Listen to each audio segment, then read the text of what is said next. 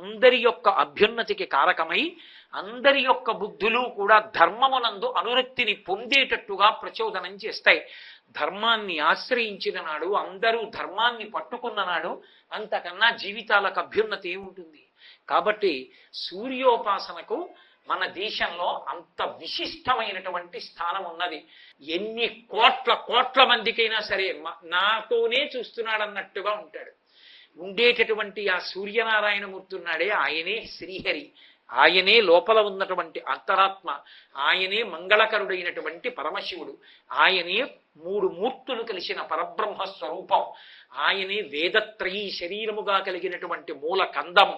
అటువంటి భగవానుణ్ణి రోజు దర్శనం చేయడానికి ఏ దేవాలయానికి కూడా వెళ్ళక్కర్లేదు.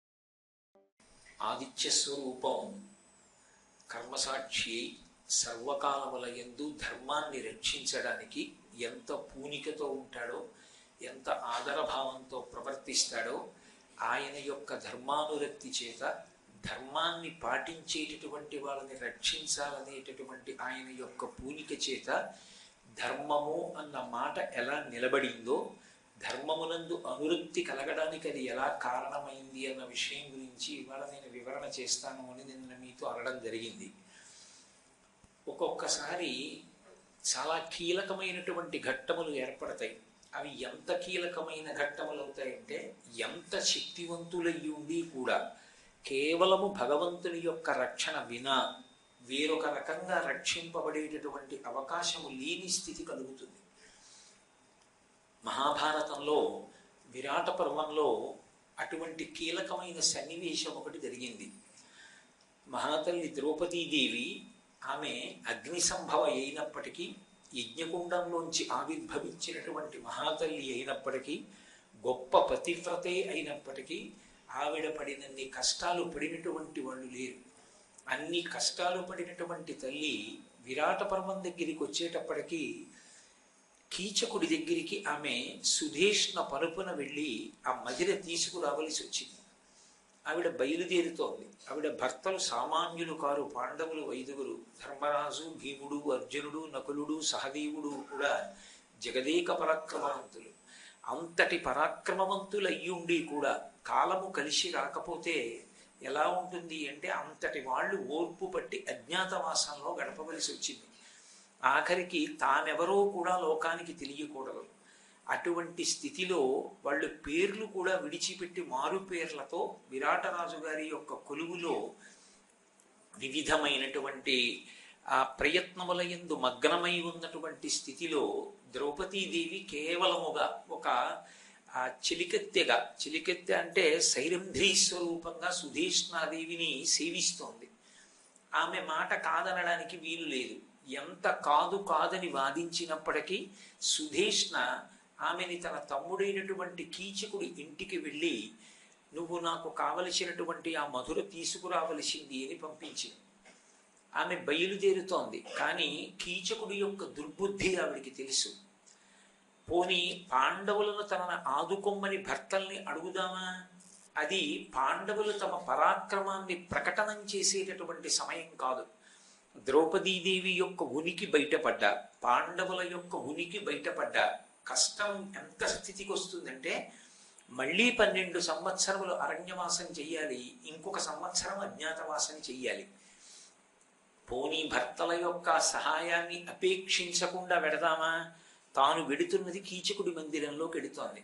కీచకుడు పరమకాముకుడై ఉన్నాడు. వెడుతున్నది ఒంటరి ఆడది. అటువంటి తల్లి బయలుదేరి వెడుతోంది. వెడుతున్నప్పుడు ఆమెకి నిజంగా మనసు ఎంత ఆరాటంలో ఉంటుందో, అప్పుడు ఆమె ఏ పాటి తొట్టుపడినా, ఆమె ఏ పాటి తొందరపడినా, ఆమె తనని తాను రక్షించుకోలేనటువంటి నిస్సహాయ స్థితిలో ఉన్నటువంటి స్థితి కలిగినది కాదు. ఆమె మహాపతివ్రత. ఈ దేశంలో స్త్రీ తన యొక్క పాతివ్రత్యము చేత కొన్ని వేల సంవత్సరములు తపస్సు చేసినటువంటి పురుషుడు ఏ శక్తిని పొందుతాడో అంత స్థితిని పొంది పాతివ్రత్య వైభవాన్ని చాటి చెప్పినటువంటి నేల. అంతటి మహాపతివ్రత అయినటువంటి తల్లి కీచకుణ్ణి భస్మం చేయడం ఆవిడికి పెద్ద విషయం కాదు. కానీ అంతటి మహాబలవంతుడైనటువంటి కీచకుడు ఏ పతివ్రత చేతిలో మరణించాడు అన్న ప్రశ్న వచ్చిందనుకోండి, పాండవుల ఉనికి కనిపెట్టడానికి ఏదో ఒక ఆధారం కోసం వెతుకుతున్నటువంటి కౌరవులు పుంచి ఉన్నారు. కాబట్టి ఇప్పుడు ముందుకు వెడితే నుయ్యి, వెనక్కి వెడితే గొయ్యి. ఆవిడ పాండవులను వచ్చి సహాయం చేసి కీచకుడి యొక్క పీచమణచమని కోరలేదు. పోని తన పాతివ్రత్య శక్తి చేత కీచకుణ్ణి మట్టు పెట్టలేదు. కాబట్టి వేరొక మార్గం లేదు. కానీ ఆమె మాత్రం ఆ సంకటం నుంచి బయటపడాలి. గొప్ప ఆపద. ఆపద అంటే మన బుద్ధి చేత మనం దాటలేనటువంటి పరిస్థితి. అప్పుడు ఏ కారణం చేత బయటపడడానికి అవకాశం లేదు. ఆ తల్లి సుదేష్ణ మందిరంలోంచి బయటికి వచ్చి కీచకుడి మందిరం వైపుకి నడుస్తూ ఆకాశం వంక చూసింది. సూర్య భగవానుడు ప్రకాశిస్తున్నాడు. ఆమె వెంటనే ఆయన వంక తిరిగి ఒక నమస్కారం చేసింది. చేసి ఆవిడంది, పాండవులకేను తప్పని మనము కలదానినగుదునీనియో కమలమిత్ర, కీచకుని దశ నాకొక కీడు తిరువు కలుగకుండగా రక్షింపు కరుణతోడా అంది. దయతో ఓ సూర్య భగవానుడా నన్ను రక్షించు. ఏ కారణానికి రక్షించాలి? పాండవులకేను మనము తప్పక కలదానినగుదునేనినో కమలమిత్ర. ఓ కమలమిత్రుడైనటువంటి సూర్యుడా, నా యొక్క మనస్సు సర్వకాలముల యందు పాండవుల యందే ఉన్నది నిజమైతే, పాండవుల యందే మనస్సు ఉండడము అన్న మాటకు అర్థం కేవలం కామమోహిత అయి ఉండడము అని కాదు. ఆమె అడుగు తీసి అడుగు వేస్తే, ఆమె ఎప్పుడు ఏది ఆలోచన చేసినా నేను వాళ్ళ ధర్మపత్నిని కనుక నా యొక్క నడవడి చేత నా భర్తల యొక్క ప్రతిష్ట ఇనువడించాలి తప్ప, ద్రౌపదీదేవి ఇలా ప్రవర్తించింది అన్న కారణంగా నా భర్తల యొక్క కీర్తికి కళంకం రాకూడదు, వాళ్ళు కష్టాలు మళ్ళీ పడకూడదు అని నిరంతరము నేను ఆలోచించేదాననైతే, నా మనసులో భర్తలైనటువంటి పాండవుల గురించినటువంటి ఆలోచనలు తప్ప అన్యపురుషులకు సంబంధించినటువంటి ఆలోచనలు ఎన్నడూ లేనిదాననైతే ఇది ఎవరికి తెలుస్తుంది? కర్మసాక్షి కనుక ఆయనకొక్కడికే తెలుస్తుంది. అగుదునేని ఓ కమలమిత్ర, ఈ కీచకుని దశ నన్నొక కీడు తిరవు ఒరయకుండగ రక్షింపు కరుణతోడా. ఈ కీచకుడి వలన నాకు ఏ కీడు సంభవము కాకుండుగాక, నీవు నన్ను రక్షించదవుగాక అని ఆ తల్లి ఒక్కసారి సూర్యనారాయణమూర్తి వైపు తిరిగి ప్రార్థన చేసింది. విన్నాడు మహానుభావుడు. ఇప్పుడు ఆయన కూడా కీచక వధ చేయించకూడదు. ఎందుకంటే కీచక వధ జరిగిందనుకోండి, సూర్యుడు అనుగ్రహం చేత కీచక వధ జరిగిన అంతటి మహాబలవంతుడు కీచకుడు ఏ సమయంలో చనిపోయాడు? ద్రౌపదీదేవి వెళ్ళినప్పుడు చనిపోయాడు.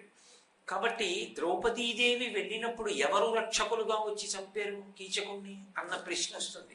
కాబట్టి ఇప్పుడు కావలసింది ఏమిటంటే, ముందు కీచకుడి దగ్గర నుంచి తప్పుకోవడానికి ఒక అవకాశం ఏర్పడాలి. ఆమె ఎంతటి మహాపతివ్రత అయినా ఆమెది కూడా ఒక శరీరం. శరీరానికి బలం అనేటటువంటిది ఒక పరిమితితో ఉంటుంది. అందరికీ బలం సమానంగా ఉండడం అనేటటువంటిది ఉండదు.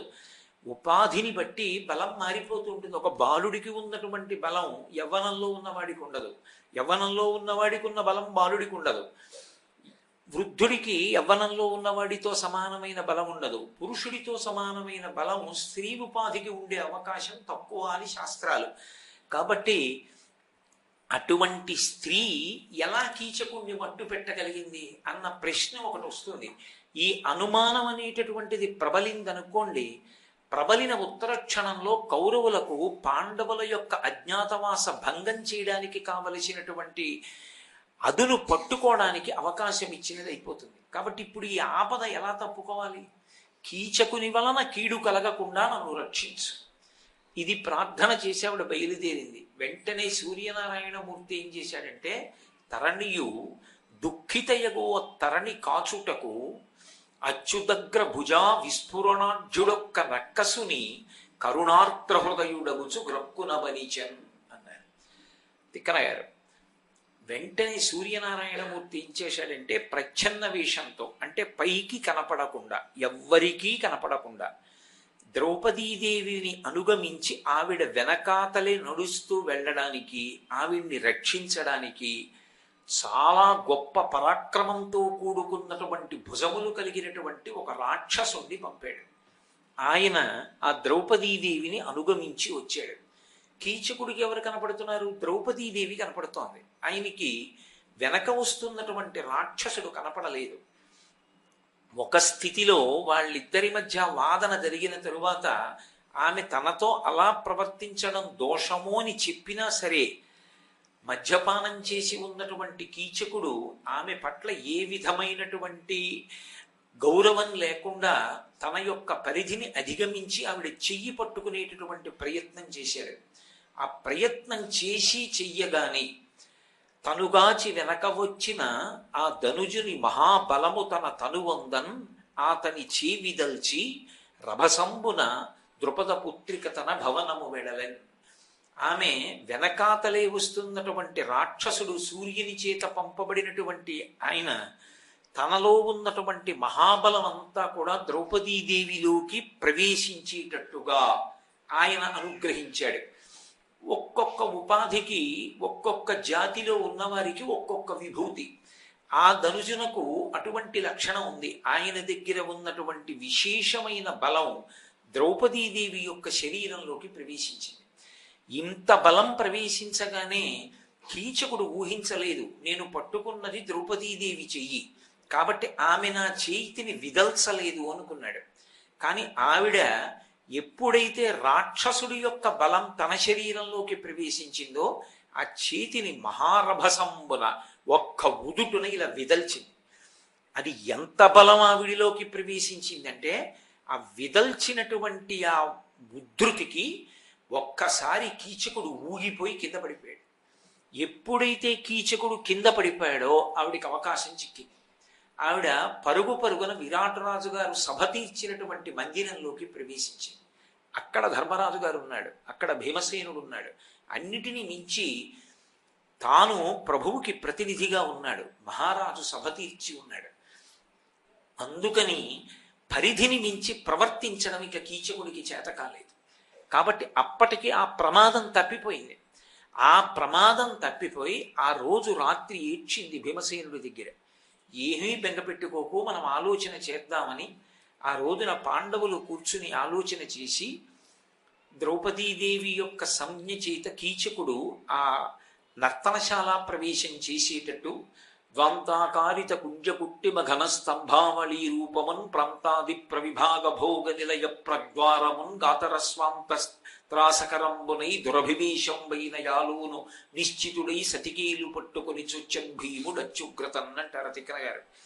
ఆ ద్రౌపదీదేవి చేయి పట్టుకుని భీమసేనుడు నర్తనశాలలోకి ప్రవేశించడం, ద్రౌపదీదేవియే వచ్చిందనుకుని కీచకుడు భీముడితో సంభాషణ చెయ్యడం, భీముడు కీచకుడిని మట్టు పెట్టడం, ఒక్క రాత్రిలో జరిగిపోయే సంఘటనలన్నీ కూడా.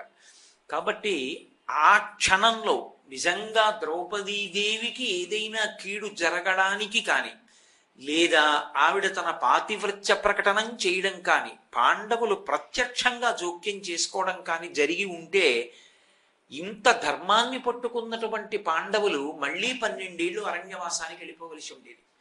అలా వెళ్ళిపోతే ధర్మం అన్న మాటకు అర్థం ఎక్కడుంది? ఇంకా ధర్మాన్ని పట్టుకున్న వాళ్ళు రక్షింపబడతారు అనడానికి ఉత్తర క్షణంలో కాపాడిన వారెవరు అంటే కర్మసాక్షి అయినటువంటి సూర్య భగవానుడు. మహాభారతంలో కథ వేరొక వేపుకి తిరిగిపోకుండా పాండవుల అజ్ఞాతవాసం పూర్తయిపోవడానికి వచ్చినటువంటి అగ్ని పరీక్షల్లో అత్యంత ప్రధానమైనటువంటి కష్టం కీచకుడి వైపు నుంచే వచ్చింది. కీచకుడి వైపు నుంచి వచ్చినటువంటి అంత పెద్ద కష్టాన్ని పాండవులు కానీ ద్రౌపదీదేవి కానీ అధిగమించగలిగారు, గట్టెక్కగలిగారు అంటే కేవలం సూర్య భగవానుడి యొక్క అనుగ్రహం చేత గట్టెక్కగలిగారు. అందుకే సర్వకాలముల యందు ఆయన యొక్క అనుగ్రహము, ఆయన యొక్క రక్షణ లభిస్తాయి. ఆయన వంక తిరిగి ఒక్క నమస్కారం చేసిందంతే ద్రౌపదీదేవి. మనం ఆయనని నమ్మి భక్తితో ప్రవర్తించినటువంటి కారణం చేత, ధర్మాన్ని పట్టుకున్నటువంటి కారణం చేత, ఆ ధర్మమే భగవంతుని యొక్క అనుగ్రహమునకు కారణమవుతుంది. కారణమై సర్వకాలముల యందు కూడా ఏ విధమైనటువంటి ఉపద్రవానికి లోను కాకుండా, తాను ఇక్కట్లు పడవలసినటువంటి అవసరం లేకుండా కాపాడడానికి, భగవంతుని యొక్క అనుగ్రహాన్ని మనకి తెచ్చిపెట్టడానికి ప్రధానము ధర్మము. ఆ ధర్మమునందు అనురక్తి కూడా ఎవరి వలన కలుగుతుంది అంటే భగవంతుని యొక్క అనుగ్రహము చేతనే కలుగుతుంది. అందుకే సూర్యనారాయణమూర్తికి చేసేటటువంటి నమస్కారం ఆయన కర్మసాక్షి కనుక ఆయన ఉన్నాడన్న భావన ఎప్పుడూ తప్పు చేయకుండా కాపాడుతుంటుంది. మీరు చూడండి, తప్పు చేసేటప్పుడు నిజానికి ఎన్ని ఉన్నా కూడా మనిషి తప్పు చెయ్యకుండా కాపాడలేవు. నేను అక్కడే రామాయణం పెట్టినా, అక్కడే భగవద్గీత పెట్టినా, అక్కడే భారతం పెట్టినా తప్పు చేసేవాడు తప్పు చెయ్యకుండా ఉంటాడన్న నమ్మకం లేదు. కానీ తప్పు చేసేటప్పుడు కొంతలో కొంతవాడు భయస్థుడు అనడానికి ఉదాహరణ ఏమిటంటే, ఇంకొకళ్ళు ఉండగా చూస్తుండగా తప్పు చేయడానికి భయపడతాడు అన్నాను అనుకోండి, కొంతలో కొంత సద్బుద్ధి కలిగింది అని. అయ్యో ఇతరులకు తెలిసేట్టుగా తప్పెలా చేస్తాను అన్నపాటి పిరికితనం ఉన్నా గొప్పదే. అది భగవానుడు ఒకడు ఉన్నాడు అన్నాను అనుకోండి, ఆయన సూర్యుడిగా రాత్రి చంద్రుడిగా చూస్తూనే ఉన్నాడు, నువ్వేం చేస్తున్నావు అంటే ఇప్పుడు ఆయన చూస్తే ఏమవుతుంది అంటే ఆయన చిత్రగుప్తుడై వ్రాసుకుంటాడు చేసిన పనిని. చిత్రగుప్తుడంటే ఎవరో ఎక్కడో ఉంటారని కాదు, చిత్రంగా ఇక్కడే కూర్చుని గుప్తంగా మనం చేసేటటువంటి పనులన్నీ వ్రాసుకుంటాడు. వ్రాసుకుంటే ఏమవుతుంది, ఇక్కడ చేసేయడం తేలిక. తొందరపాటుతనంతో ఆ పరిధిని అతిక్రమించి యుక్తాయుక్త విచక్షణ లేకుండా ఎలా పడితే అలా మాట్లాడడం, ఎలా పడితే అలా ప్రవర్తించడం, ఏ కర్మ పడితే ఆ కర్మ చేయడం తేలిక. అప్పటికి సుఖంగా ఉంటుంది అనుకుంటే చేసేస్తాడు. కానీ దాని ఫలితాన్ని కూడా మళ్ళీ ఆ జీవుడే అనుభవించాలి. ఈశ్వరుడు వ్రాసుకుని కర్మఫల ప్రదాతయ్యి మళ్ళీ ఈ జీవుడు ఇంకొక శరీరంలోకి వెడతాడు. ఈ జీవుడికి ఈ శరీరంతోనే యాత్ర పూర్తయిపోతుందన్న నమ్మకం ఏం లేదు కదా. పునర్జన్మలోకి వెళ్ళాడు అనుకోండి, వెళ్ళిన నాడు చేసినటువంటి కర్మల యొక్క ఫలితాన్ని ఇచ్చినప్పుడు మళ్ళీ నేను అనుభవించాలది. కాబట్టి వద్దు, ఆయన చూస్తున్నాడు, ఆయన అన్నీ వ్రాసుకుంటాడు, వద్దు నాకు అన్న భయం కలగడం, పునర్జన్మ పట్ల భయం కలగడం, పునర్జన్మ సిద్ధాంతాన్ని అంగీకరించడమే సనాతన ధర్మమునకు ప్రాణప్రదమైనటువంటి విషయం. బొట్టు ఎందుకు పెట్టుకుంటారంటే, బొట్టు పెట్టుకున్నాడు అంటే దాని అర్థం ఏమిటంటే పునర్జన్మ సిద్ధాంతమును అంగీకరించినాడు అని గుర్తు. పునర్జన్మ సిద్ధాంతం అంటే ఇదే జీవుడు చేసుకున్న కర్మలను అనుభవించడానికి వేరొక శరీరంలోకి వెళతాడు. చేసుకున్న మంచి కర్మలు ఏమున్నాయో అవి సుఖములవుతాయి, చేసుకున్న పాపకర్మలు ఏమవుతాయో అవి దుఃఖమవుతాయి. నీకు దుఃఖమొద్దు అనుకుంటున్నావా, అసలు దుష్టమైనటువంటి కర్మల జోలికి వెళ్ళకు. ఎందుకు వెళ్ళవద్దు, అవి గమనించి ఫలితం ఇచ్చేవాడు ఒకడు ఉన్నాడు, ఎందుకు చేస్తావు అలాంటి పని? ఆ పని జోలికి వెళ్ళకు. సత్కర్మ ఏదో అదే చెయ్యి. ఆ కర్మ చేత నీకు ఇక్కడా సంతోషం, ఇక్కడా తృప్తి, ఇక్కడా సుఖం. అలాగే ఉత్తర జన్మల యందు కూడా సంతోషంగానే ఉండగలుగుతావు. ఇప్పుడు ఉన్నాడు వాడు అన్న భావనతో ఒక్కసారి సూర్యుడికి చేసినటువంటి నమస్కారం మనిషి యొక్క ప్రవర్తనని నియంత్రిస్తుంది. అంతకన్నా కావలసిందేముంది? ప్రతివాడు సత్కర్మలతో కూడుకున్నటువంటి జీవితంలోనే ప్రవర్తించడం నేర్చుకున్నాడు అనుకోండి, అలాగే జీవించడం మొదలుపెట్టాడు అనుకోండి, పక్కనున్నవాడికి శాంతి, ముందున్నవాడికి శాంతి, వెనకనున్నవాడికి శాంతి. అశాంతికి కారణం లేదు. తాను ప్రశాంతంగా బ్రతకడం, 10 మంది ప్రశాంతంగా బ్రతకడానికి తాను కారణం కావడం కన్నా జీవితంలో ఇంకా గొప్ప అదృష్టం ఇంకోటి ఏముంటుంది? అంతకన్నా గొప్ప కారణం ఇంకొకటి లేదు. కాబట్టి సూర్యుడికి చేసినటువంటి నమస్కారం కర్మసాక్షికి చేసినటువంటి నమస్కారం. పైగా ఆ నడవడి ఉన్నప్పుడు ఒక్క నమస్కారం చాలు ఆయన అనుగ్రహం పొందడానికి. నువ్వు అప్పుడు ఎంత యజ్ఞం చేస్తావు, ఎంత యాగం చేస్తావు అన్న దానితో సంబంధం లేదు. శంకర భగవత్పాదులు సౌందర్యలహరి చేస్తూ శరజ్యోత్స్నా శుద్ధాం శశియుత జటాజూట మకుటాం వరత్రాసత్రాణ స్ఫటిక ఘుటికా పుస్తకరాం సకుర్ణత్వా నత్వా కథమివ సతాం సన్నిధగతే మధుక్షీరద్రాక్షా మధురి మధురీణా ఫణితయ అంటారు. సకృన్నత్వా నత్వా, ఎన్ని మాటలు నమస్కారం చేయాలి సత్పురుషుడు అంటే ఆయన 1000 మాటలు నమస్కారం చేయక్కర్లేదు. భగవంతుడు ఉన్నాడని నమ్మి ప్రవర్తించేవాడెవడున్నాడో అటువంటి వాడి యొక్క ఒక్క నమస్కారం చాలు ఈశ్వరానుగ్రహానికి. ధర్మానుష్ఠానం అనేటటువంటిది అస్తమానం గుర్తు తెచ్చుకు చేసేది కాదు. వాడున్నాడు, చూస్తున్నాడు, వాడు ఎలా బ్రతకమన్నాడో నేను అలా బ్రతుకుతానో అదే ధర్మం, అదే భక్తి. అంతకన్నా భక్తి అన్న మాటకు అర్థం ఏముంటుంది? భక్తి అంటే కేవలం పువ్వులు ఆకులు తీసుకొచ్చి ఈశ్వరుడి పాదాల మీద వెయ్యడం ఒక్కటే అయితే ధర్మం అన్న మాటకు అర్థమే ఉండదు. ధర్మమే భక్తి. ఆయన ఎలా బ్రతకమన్నాడో అలా బ్రతకడమే భక్తి. నేను ఎవరిని ఎక్కువ అభిమానిస్తాను నా సంతానంలో? నేను ఇలా బ్రతికితే బాగుంటుంది అని ఏం చెప్తూ ఉంటానో అలా బ్రతుకుతున్న బిడ్డల్ని చూసి సంతోషిస్తాను తప్ప, నేను ఎలా చెప్తున్నానో దానికి విరుద్ధంగా బ్రతుకుతున్నాడు అనుకోండి నా సంతానంలోనే ఒకడు, అప్పుడు నేను వాడిని ఎందుకు ఆదరిస్తాను? వాడి పట్ల నాకు ప్రేమ ఉండకపోదు, కానీ ఆదరభావం ఎక్కడుంటుంది? అరే వీడు ఎప్పటికి మారుతాడు రా అనుకుంటానా అనుకోనా? వాడు నాకు ఎన్ని పంచెల చాపులు తెచ్చాడు, నాకు ఎన్ని పళ్ళు తెచ్చాడు, నన్ను ఎన్ని కార్లు ఎక్కించాడు, నన్ను ఎంత పెద్ద పెద్ద భవనాల్లో కూర్చోబెట్టాడుతో సంబంధం ఎక్కడుంటుంది? వాడు నేను చెప్పినట్లు బ్రతుకుతున్నాడా? అదొక్కటే నా ప్రేమకి కారణం. మన పట్ల ఈశ్వరుడి యొక్క దయకు కారణం ధర్మమునందు అనురక్తియే కారణం. ఆ ధర్మానురక్తి దేని చేత కలుగుతుంది? గురువు యొక్క వాక్యము చేత కలుగుతుంది, శాస్త్రమునందు నమ్మకం చేత కలుగుతుంది. పురాణాది గ్రంథములను పరిశీలనం చేసినప్పుడు ధర్మానుష్ఠానం చేసిన వాళ్ళు ఎలా రక్షింపబడ్డారు అన్నది మనం ఆలోచన చేస్తే, అరేరే మనం కూడా అలా బ్రతకడమే శాశ్వతమైనటువంటి రక్షణ. మనం తెచ్చిపెట్టుకున్నటువంటి రక్షణలు అన్ని వేళలా మనల్ని రక్షించేవి కావు.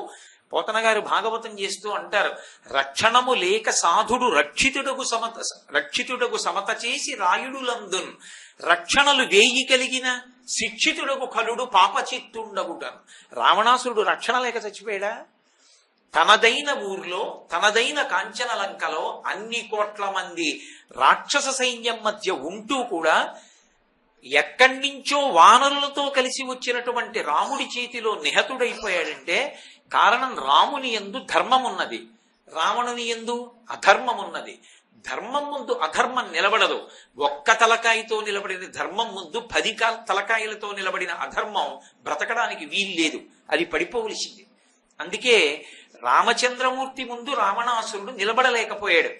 ఈ ధర్మమునందు అనురక్తి, ధర్మమునందు పూనిక, ధర్మాన్ని ఆచరించాలనేటటువంటి అనురక్తి మనకి దేని వల్ల కలుగుతుంది?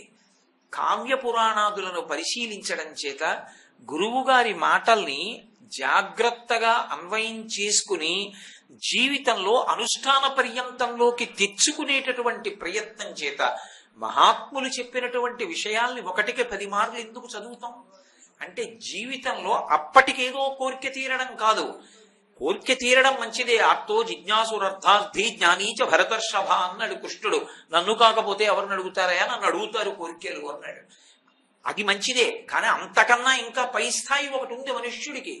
అసలు తన జన్మ సార్థక్యం పొందాలి. మనుష్య జన్మ వదిలిపెట్టేశాడు అనుకోండి, శరీరం పోయిందనుకోండి, ఇక కర్మానుష్ఠానం లేదు, ఇక తను పుణ్యం చేయడం అన్నది లేదు, చిత్తశుద్ధి పొందలేడు, మోక్షమునకు కావలసినటువంటి యోగ్యత పొందడం అన్నది ఇక ఏ ఉపాధికి లేదు. కాబట్టి ఒక స్థాయిలో కోర్కెని దాటి అంతకన్నా కూడా జీవితాన్ని పండించుకోవాలి అంటే గురువుల యొక్క వాక్యాన్ని అర్థం చేసుకునేటటువంటి ప్రయత్నం చెయ్యాలి. బాగా అర్థం చేసుకుని అనుష్ఠానంలోకి తెచ్చుకోవడం అన్నది అంత అవసరం. ఇది మనకి ద్రౌపదీదేవి వృత్తాంతంలో, విరాట పర్వంలో ద్రౌపదీదేవి చేసినటువంటి ఒక్క నమస్కారానికి సూర్యనారాయణమూర్తి అనుగ్రహించాడు అంటే, ఆమె ఒక మాట చెప్పింది, నేను పాండుపుత్రులకేను తప్పని మనము కలదాని నగుదునేనినో కమలమిత్ర అంది. ఈ దేశంలో పతివ్రత యొక్క జీవితం ఎంత గొప్పదో నిరూపణం చేసింది. ఇంకేం అక్కర్లేదు, భర్తని అనుగమించుట ఆ ధర్మం కాపాడేస్తుంది. ఎంతటి మహాపతివ్రత అయిందో ఆవిడ్ని వెంటనే సూర్యుడు ఎంత గొప్పగా అనుగ్రహించాడో. అసలు మహాభారతంలో మళ్లీ 12 ఏళ్లు అరణ్యవాసానికి వెళ్ళిపోవలసినటువంటి పాండవుల్ని కూడా సూర్యనారాయణమూర్తి ఎంత వైభవోపేతంగా కాపాడాడో, కాపాడి వాళ్ళని కష్టముల నుంచి గట్టెక్కించి మళ్ళీ సంతోషంగా వాళ్ళు రాజ్యాధికారం పొందేటట్టుగా కథ నడిచింది అంటే, కీలకమైనటువంటి ఘట్టంలో సూర్యనారాయణమూర్తి చేసుకున్నటువంటి జోక్యం. ఆయన ఎంత కర్మసాక్షి, ఎంత కర్మాకర్మ ఫలప్రదాత, ఎంత ధర్మానురక్తి కలిగిన వాడు అన్నదానికి మహాభారతంలో సూర్యనారాయణమూర్తి వైభవంగా ఇదొక ప్రబల తార్కాణం. కాదు కాదు, అసలు మీరు జాగ్రత్తగా పరిశీలిస్తే సూర్యుడితో ముడిపడి మహాభారతంలో ఎన్ని కీలక ఘట్టాలు సంభవించాయి. ఆయన అనుగ్రహం కానీ కించిత్ లోపించిందనుకోండి, అసలు పాండవులు గెలవడం అన్న మాట లేనే లేదు.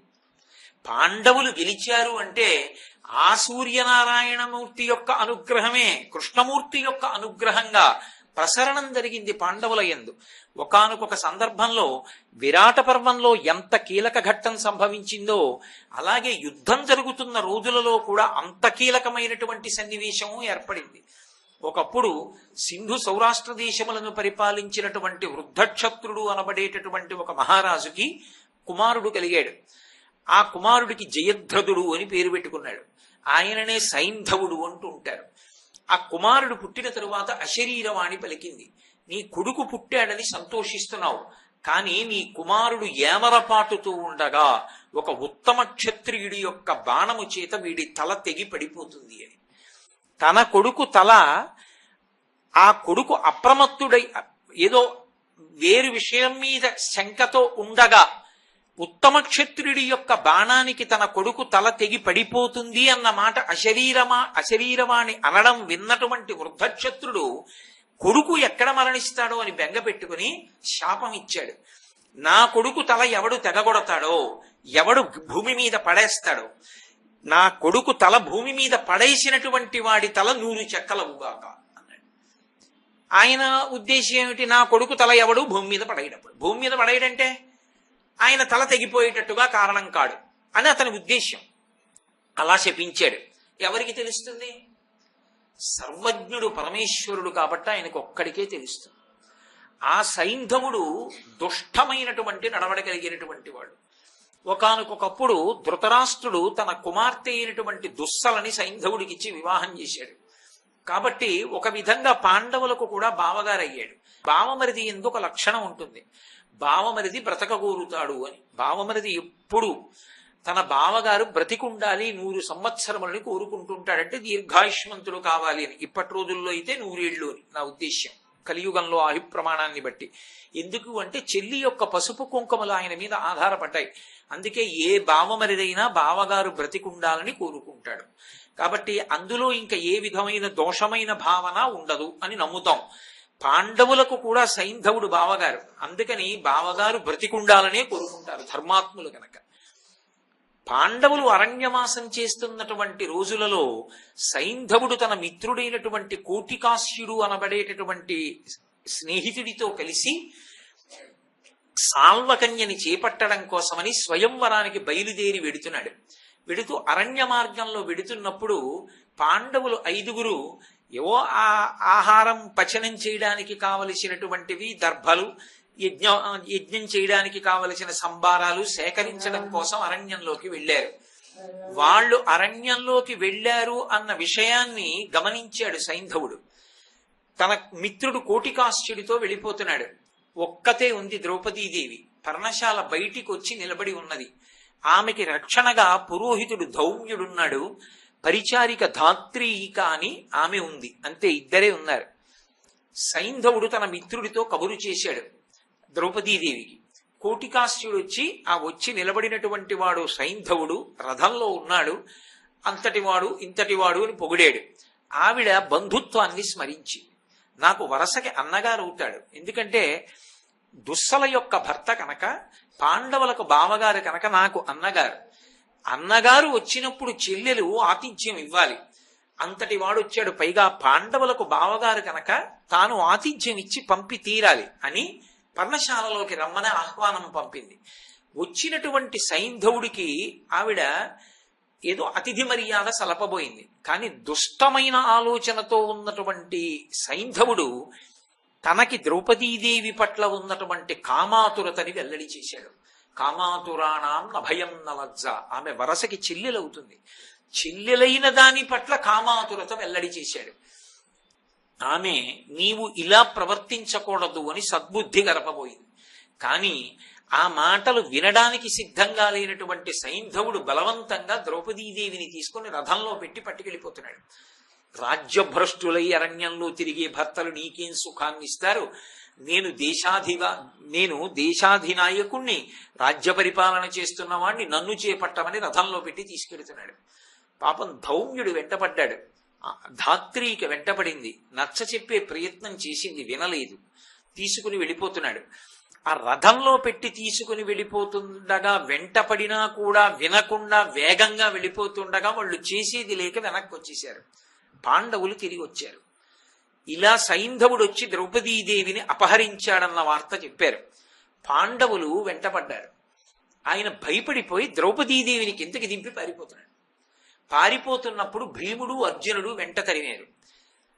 అప్పటి వరకు కలిసి వస్తే బాగుందనుకోవడం, వాతావరణం వెనక్కి తిరిగిందంటే పారిపోవడం వీరుల యొక్క లక్షణం, సిద్ధాంతం లేని వాళ్ళ జీవితం. కాబట్టి ఆయన ఏం చేశాడంటే ద్రౌపదీదేవిని కిందకి దింపేసి అక్కడ ఉన్న పొదల్లోకి దూరిపోయాడు.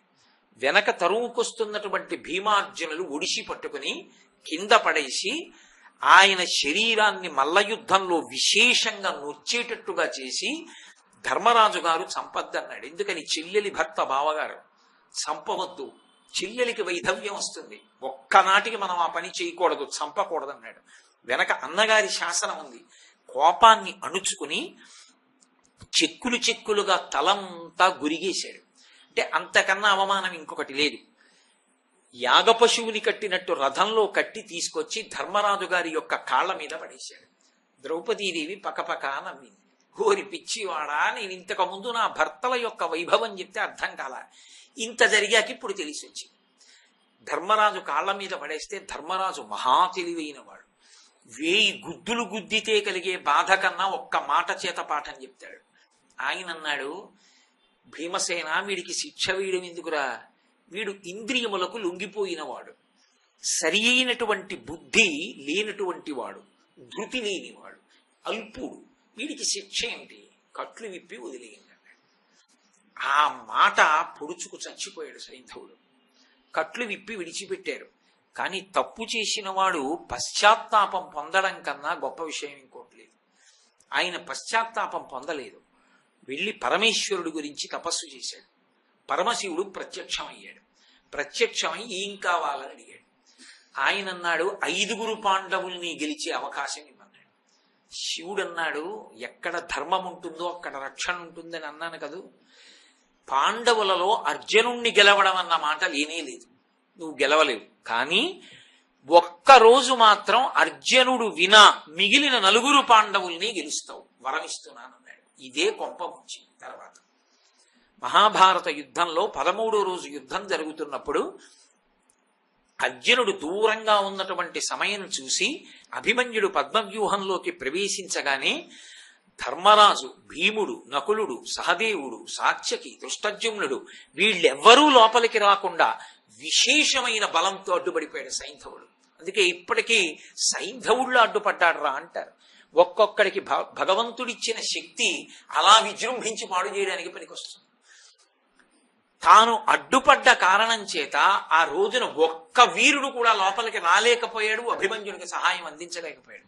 అభిమన్యుడు మరణించాడు ఆ యుద్ధంలో. అయిపోయింది, ఒకరోజు వరం పూర్తయిపోయింది కదా. అర్జునుడికి ఈ మాట తెలిసింది. అగ్నిహోత్రంలా వెనక్కి వచ్చాడు శిబిరానికి. అన్నయ్య, ఎవరి వలన చనిపోయాడు నా కొడుకని అడిగాడు. సైంధవుడి వల్ల చనిపోయాడు రా, శివుడిచ్చిన వరం ఉంది, ఒకరోజు ఆపగలడు, ఆపేశాడు రా, మమ్మల్ని అడ్డుపడ్డాడు, లోపలికి వెళ్ళలేకపోయామన్నాడు ధర్మరాజు. ఏ సైంధవుడు నా కొడుకు మరణానికి కారణమై పద్మవ్యూహ ప్రవేశం మీరు చెయ్యకుండా అడ్డగించాడో వాణ్ణి రేపు సూర్యాస్తమయం లోపల చంపేస్తానని ప్రతిజ్ఞ చేశాడు. ఒకవేళ చంపలేకపోతే ఇక నేను ఈ గాంధీవం విడిచిపెట్టేస్తాను, అస్త్ర సన్యాసం చేసేస్తాను, లేదా ప్రాణం తీసేసుకుంటాను, నేను కూడా ప్రాయోపవేశం చేసి శరీరం వదిలిపెట్టేస్తానన్నాడు. ప్రతిజ్ఞ అంటే అప్పటికున్నటువంటి బాధలో తొందరపడి చేసేశాడు. ఇది పాండవులకు ఎంత కష్టమైందో కౌరవులకు అంత పెద్ద అవకాశమైంది. సైంధవుడు ఇది విని పారిపోతున్నాడు. పారిపోతున్నవాడు దుర్యోధనుడి దగ్గరికి వెళ్ళి ఇచ్చాడు, నీకోసమని అభిమన్యుడిని అడ్డుకున్నాను, అభిమన్యుడి మరణానికి కారణమయ్యాను. అర్జునుడు ప్రతిజ్ఞ చేశాడు, రేపటి సూర్యాస్తమయం లోపల నన్ను చంపేస్తారట, ఎలా అని. దుర్యోధనుడు అన్నాడు, బెగ్గ పెట్టుకోకు, మేమందరం లేము, మేం కాపాడతాం అన్నాడు. ఇప్పుడు ఏమైందంటే మహాభారత యుద్ధంలో ఆ ఒక్క రోజు సూర్యాస్తమయం లోపల సైంధవుడు చిక్కకుండా చూడగలిగితే చాలు. అర్జునుడికి సైంధవుడు దొరకలేదనుకోండి, అయిపోయింది కురుక్షేత్ర యుద్ధం. ఎందుకనంటే ప్రతిజ్ఞ చేశాడు కాబట్టి అర్జునుడే శరీరం విడిచిపెట్టేయాలి. అర్జునుడు శరీరం విడిచిపెట్టేశాడు అనుకోండి, ఇక పాండవులకు విజయం ఎక్కడది? కర్ణుడిని నిగ్రహించే వాళ్ళు ఎవరు? అందుకని మహాభారత యుద్ధం పూర్తయిపోయినట్టే, దుర్యోధనుడు గెలిచేసినట్టే. కాబట్టి ఇప్పుడు దుర్యోధనుడు అన్నాడు, గొప్ప అవకాశం వరించింది మనని అర్జునుడి ప్రతిజ్ఞ రూపంలో.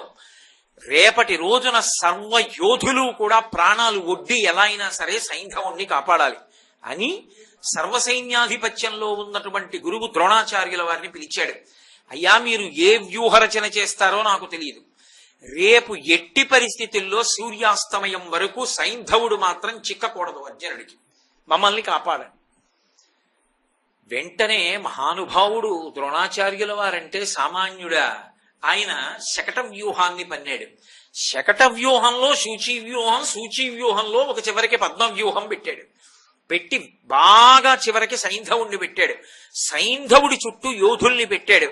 అసలు వ్యూహానికి ప్రవేశ ద్వారం దగ్గర తాను నిలబడ్డాడు. వచ్చినటువంటి అర్జునుడు తనని ఓడించి లోపలికి వెళ్ళాలి.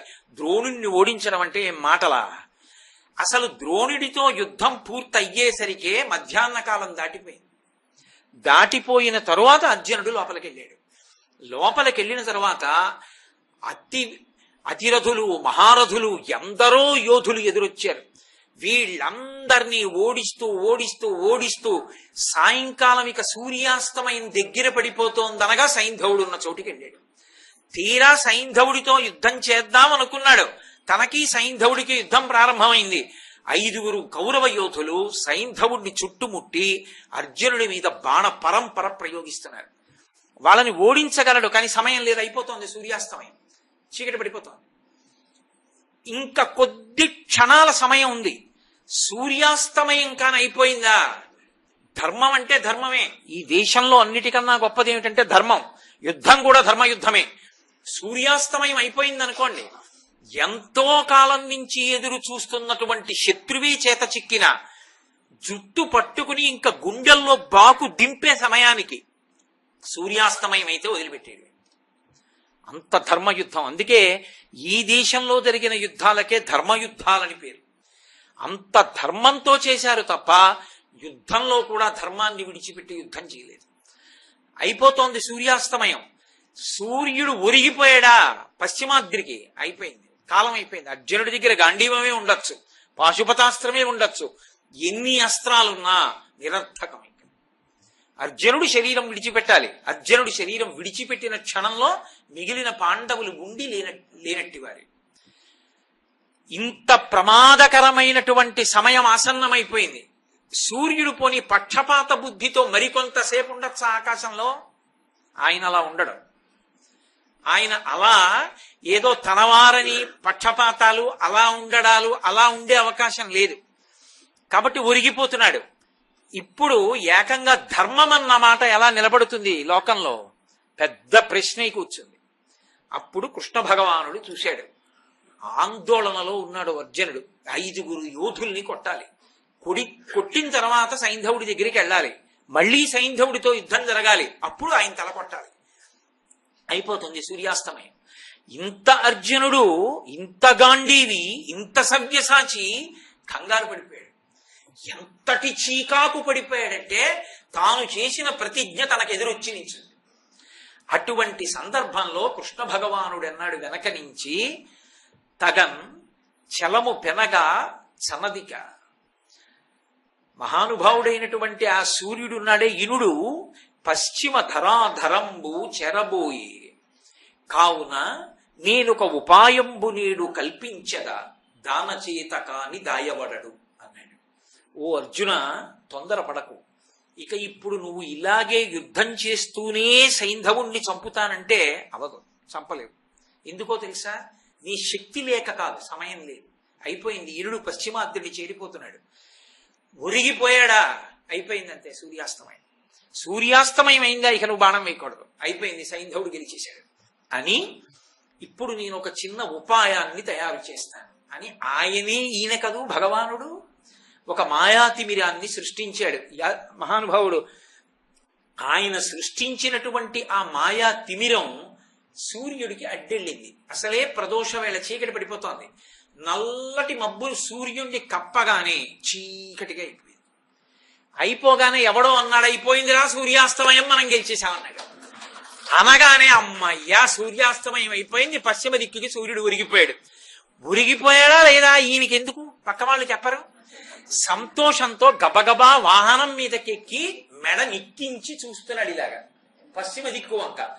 కొద్ది క్షణాల కాలం ఉంది, తిమిరం తొలగించాడు కృష్ణుడు. మళ్ళీ సూర్యుడు ప్రకాశం కనపడింది. అడిగో సైంధవుడి తల కొట్టే బాణం వేశాడు. ఎదురుగుండా నిక్కించి కనపడుతున్నాడు కదా, తగినంత శ్రద్ధతో లేడు. అటు దిక్కు చూస్తున్నాడు, ఇటు తిరిగే లోపల అర్జునుడు బాణం వేసి కొట్టాడు, తెగిపోయింది తల. సైంధవుడి తల తెగి కింద పడుతోంది. కృష్ణుడు అన్నాడు ఆ తల కింద పడడానికి వీల్లేదు, దాన్ని అలా బంతులాడు కాసేపు ఆకాశంలో అన్నాడు.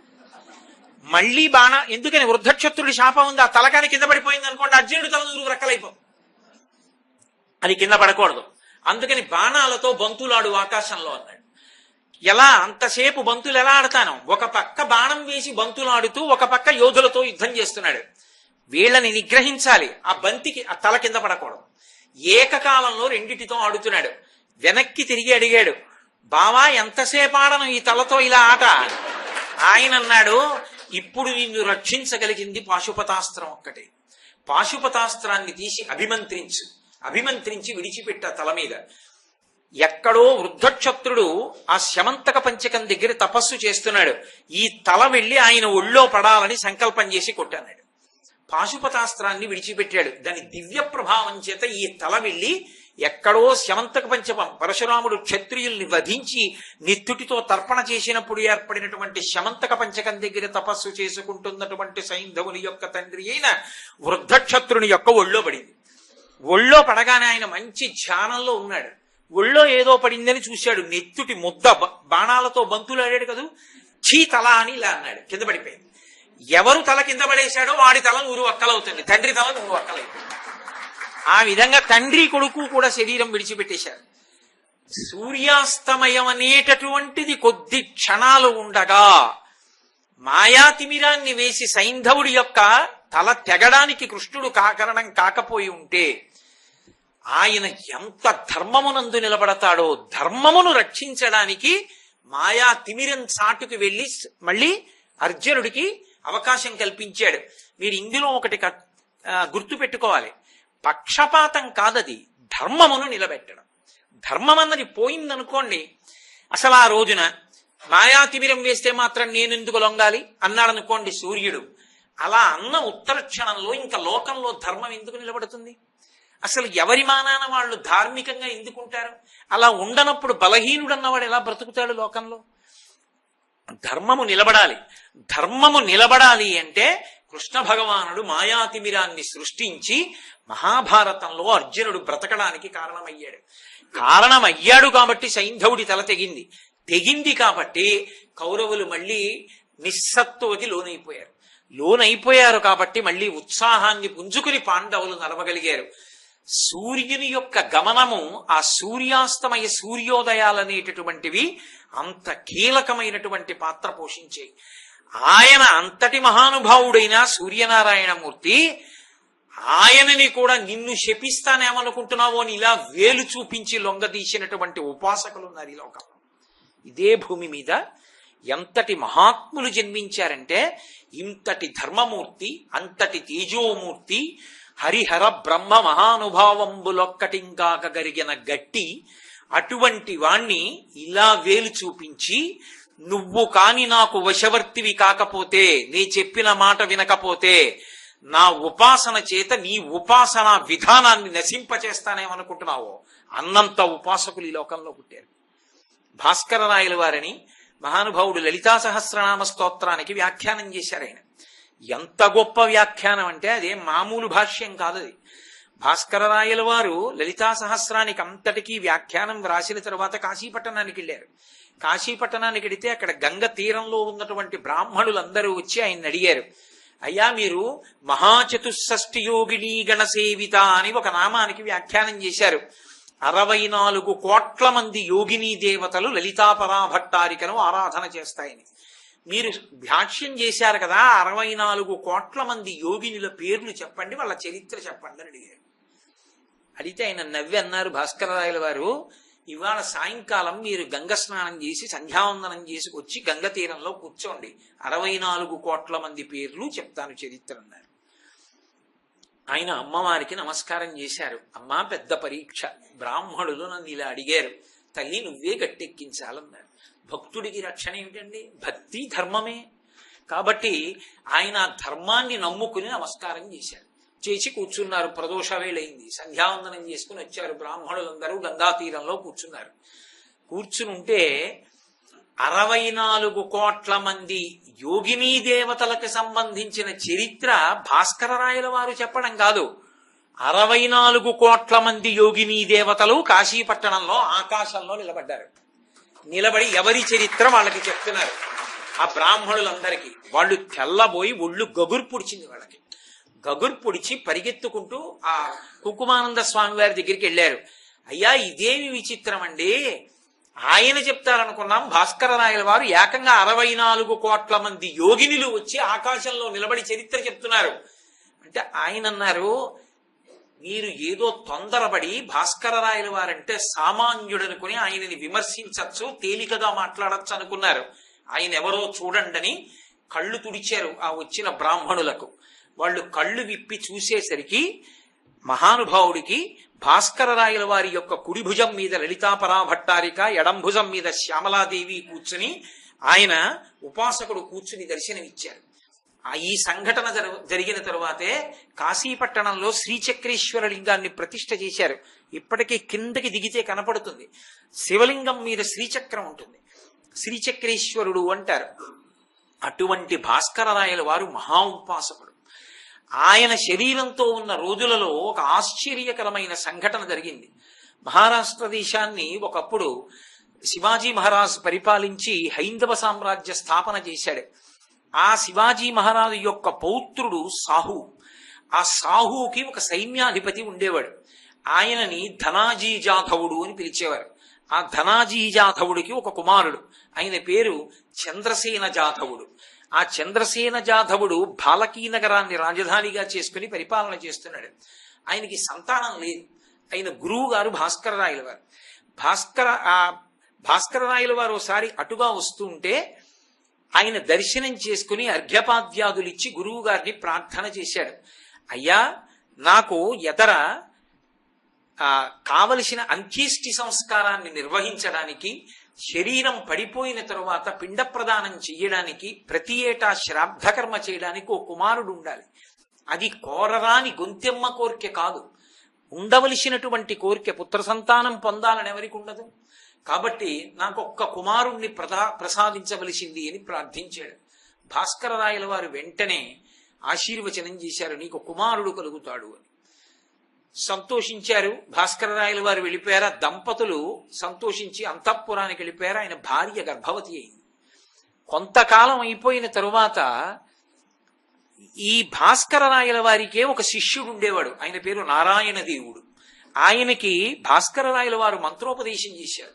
బహుశ్రద్ధతో మంత్రజపం చేశాడు. ఆయన చేసి భ్రమరాంబ యొక్క అనుగ్రహాన్ని పొంది వాక్సిద్ధిని పొందాడు. ఆయన నోటితో ఏమంటారో అది అవుతుంది. ఆయన వచ్చాడు భాలకీనగరం వైపుకి. వస్తే ఈ చంద్రసేన జాధవుడు తన భార్యని వెంట పెట్టుకుని మళ్లీ వెళ్ళి ఆయన కాళ్ళ మీద పడ్డాడు. పడి భార్యని చూపించి, అయ్యా, నా భార్య గర్భవతి, ఏ సంతానం కలుగుతుందని అడిగాడు. ఆయన ఏదో ఆలోచన చేస్తూ ఆడపిల్ల పుడుతుంది అన్నాడు. అంటే వెంటనే రాజు అన్నాడు, మగపిల్లవాడు పుడతాడని మీ గురువు గారు భాస్కరరాయల వారు ఆశీర్వదించారు అన్నాడు. ఎంత ధూర్తమైన పని చేశావురా!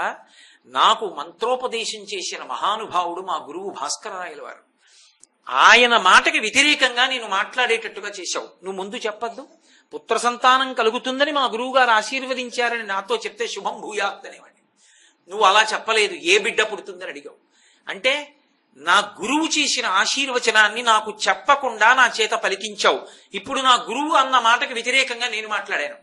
ఇప్పుడు దోషం నాకొచ్చింది. అందుకే మా గురువు గారి మాట పోకూడదు, నా మాట పోకూడదు.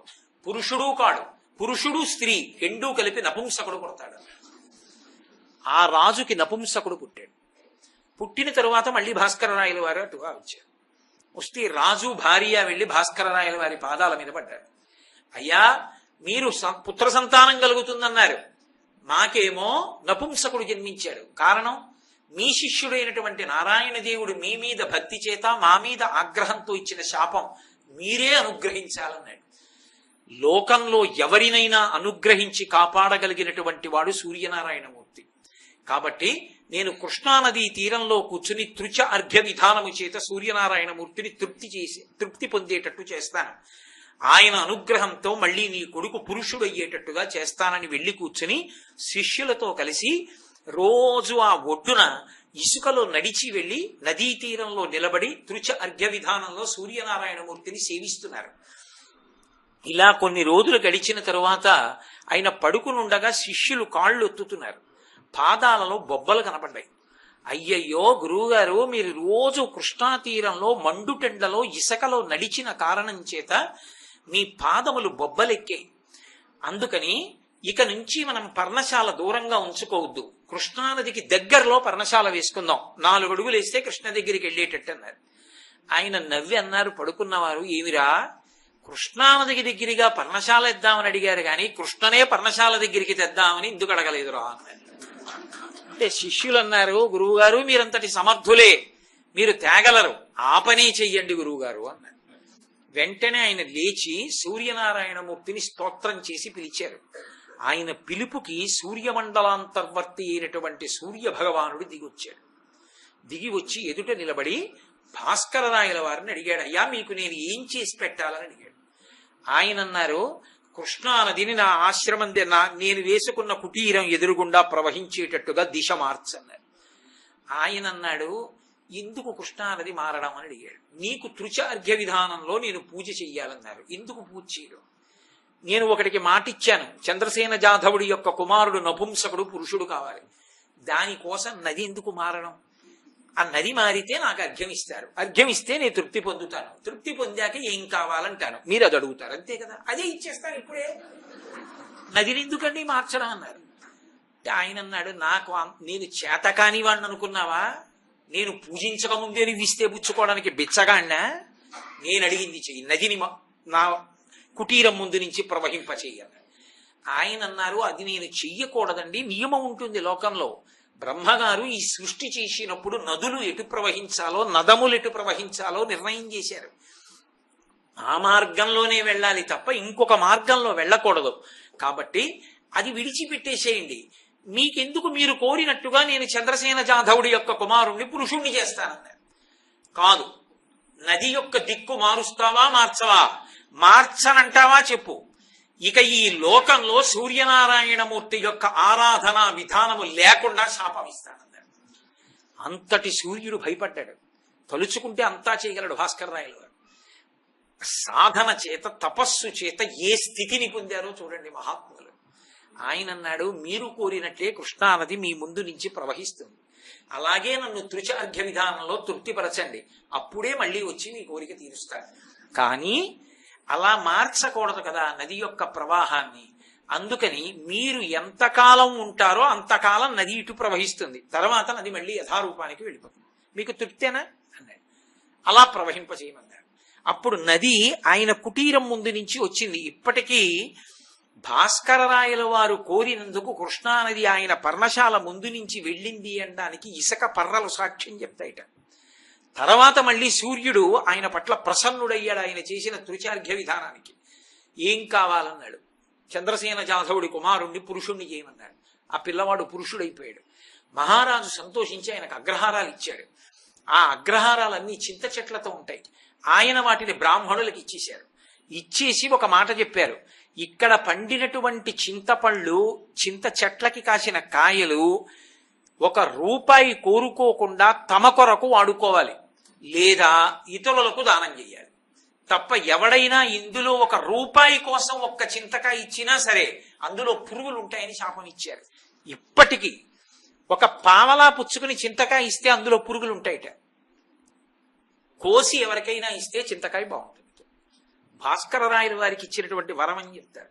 ఒకప్పుడు భాస్కరరాయల వారు సూర్యనారాయణమూర్తి యొక్క అనుగ్రహం చేత ఎప్పటివాడో కాడు. ఈ మధ్య కాలం వారు ఛత్రపతి శివాజీ కూడా కాదు, ఆయన మనవడు సాహు. ఆ సాహు దగ్గర ఉన్నటువంటి సైన్యాధికారి యొక్క కుమారుడు చంద్రసేన జాధవుడు. చంద్రసేన జాధవుడు యొక్క కొడుకు వృత్తాంతం భాస్కరరాయల వారి వృత్తాంతం మీకు నేను చెప్పింది. సూర్యుడు ప్రత్యక్షంగా అనుగ్రహించి వాళ్ళని కాపాడాడు. కాబట్టి అసలు సూర్యనారాయణమూర్తి యొక్క అనుగ్రహం లేనటువంటిది, ఆయన యొక్క అనుగ్రహం పొందనటువంటిది, ఆయన స్పర్శ లేనిది మీకు ఎక్కడా పడదు. అంతటి మహానుభావుడు, పిలిస్తే పలికేటటువంటి దైవం సూర్యుడంటే. పైగా మీకు ఎప్పుడైనా ఇతరమైనటువంటి దేవతాస్వరూపాల విషయంలో మూర్తి యందు మీరు చైతన్యాన్ని భావన చేసి మనసు నిలబెట్టాలి. సూర్యుడి యందు ఆ ఇబ్బంది ఉండదు.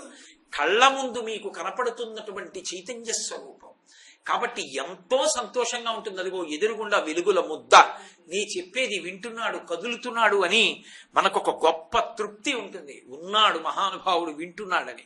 అంత ప్రత్యక్షమైనటువంటి భగవత్ స్వరూపం. మనుష్యుడు మాంసనేత్రంతో చూడదగిన ఏకైక పరబ్రహ్మస్వరూపము సూర్యుడు ఒక్కడే. ఆయనని మాంసనేత్రంతో మనం చూడగలం. అంతటి అద్భుతమైనటువంటి సూర్యస్వరూపం. అటువంటి మహానుభావుడు అసలు ఈ లోకంలో ఒక పెద్ద విశేషాన్ని సృష్టించాడు ఒకప్పుడు. ఒకే ఒక్క మాట ఎంత దూరం వెళ్ళిపోయిందో తెలుసా? ఇప్పటికీ సూర్యుడన్న ఒకే ఒక్క మాట వల్ల జరిగిపోయినటువంటి మలుపులు అనంతమైన మలుపులు. అసలు ఆ మలుపులు 1, 2 కాదు, అన్ని మలుపులు తిరిగిపోయి. విష్ణు పురాణంలో చెప్తారు దాన్ని. ఆ మలుపులు తిరిగి ప్రతి ఏడాది సూర్యుడన్న ఆ మాటకి భయపడిపోయే మనందరం వినాయక వ్రతకల్పన చేయవలసి వచ్చింది. ఎందుకు వచ్చిందో తెలుసా? నేను చెప్తున్న ఈ విశేషం విష్ణు పురాణాన్ని ఆధారం చేసుకుని మాట్లాడుతున్నాను. సత్రాజిత్తు సూర్యనారాయణమూర్తి యొక్క అనుగ్రహాన్ని సంపాదించాలని ఆయన గురించి తపస్సు చేశాడు. సూర్యుడు ప్రత్యక్షమయ్యాడు.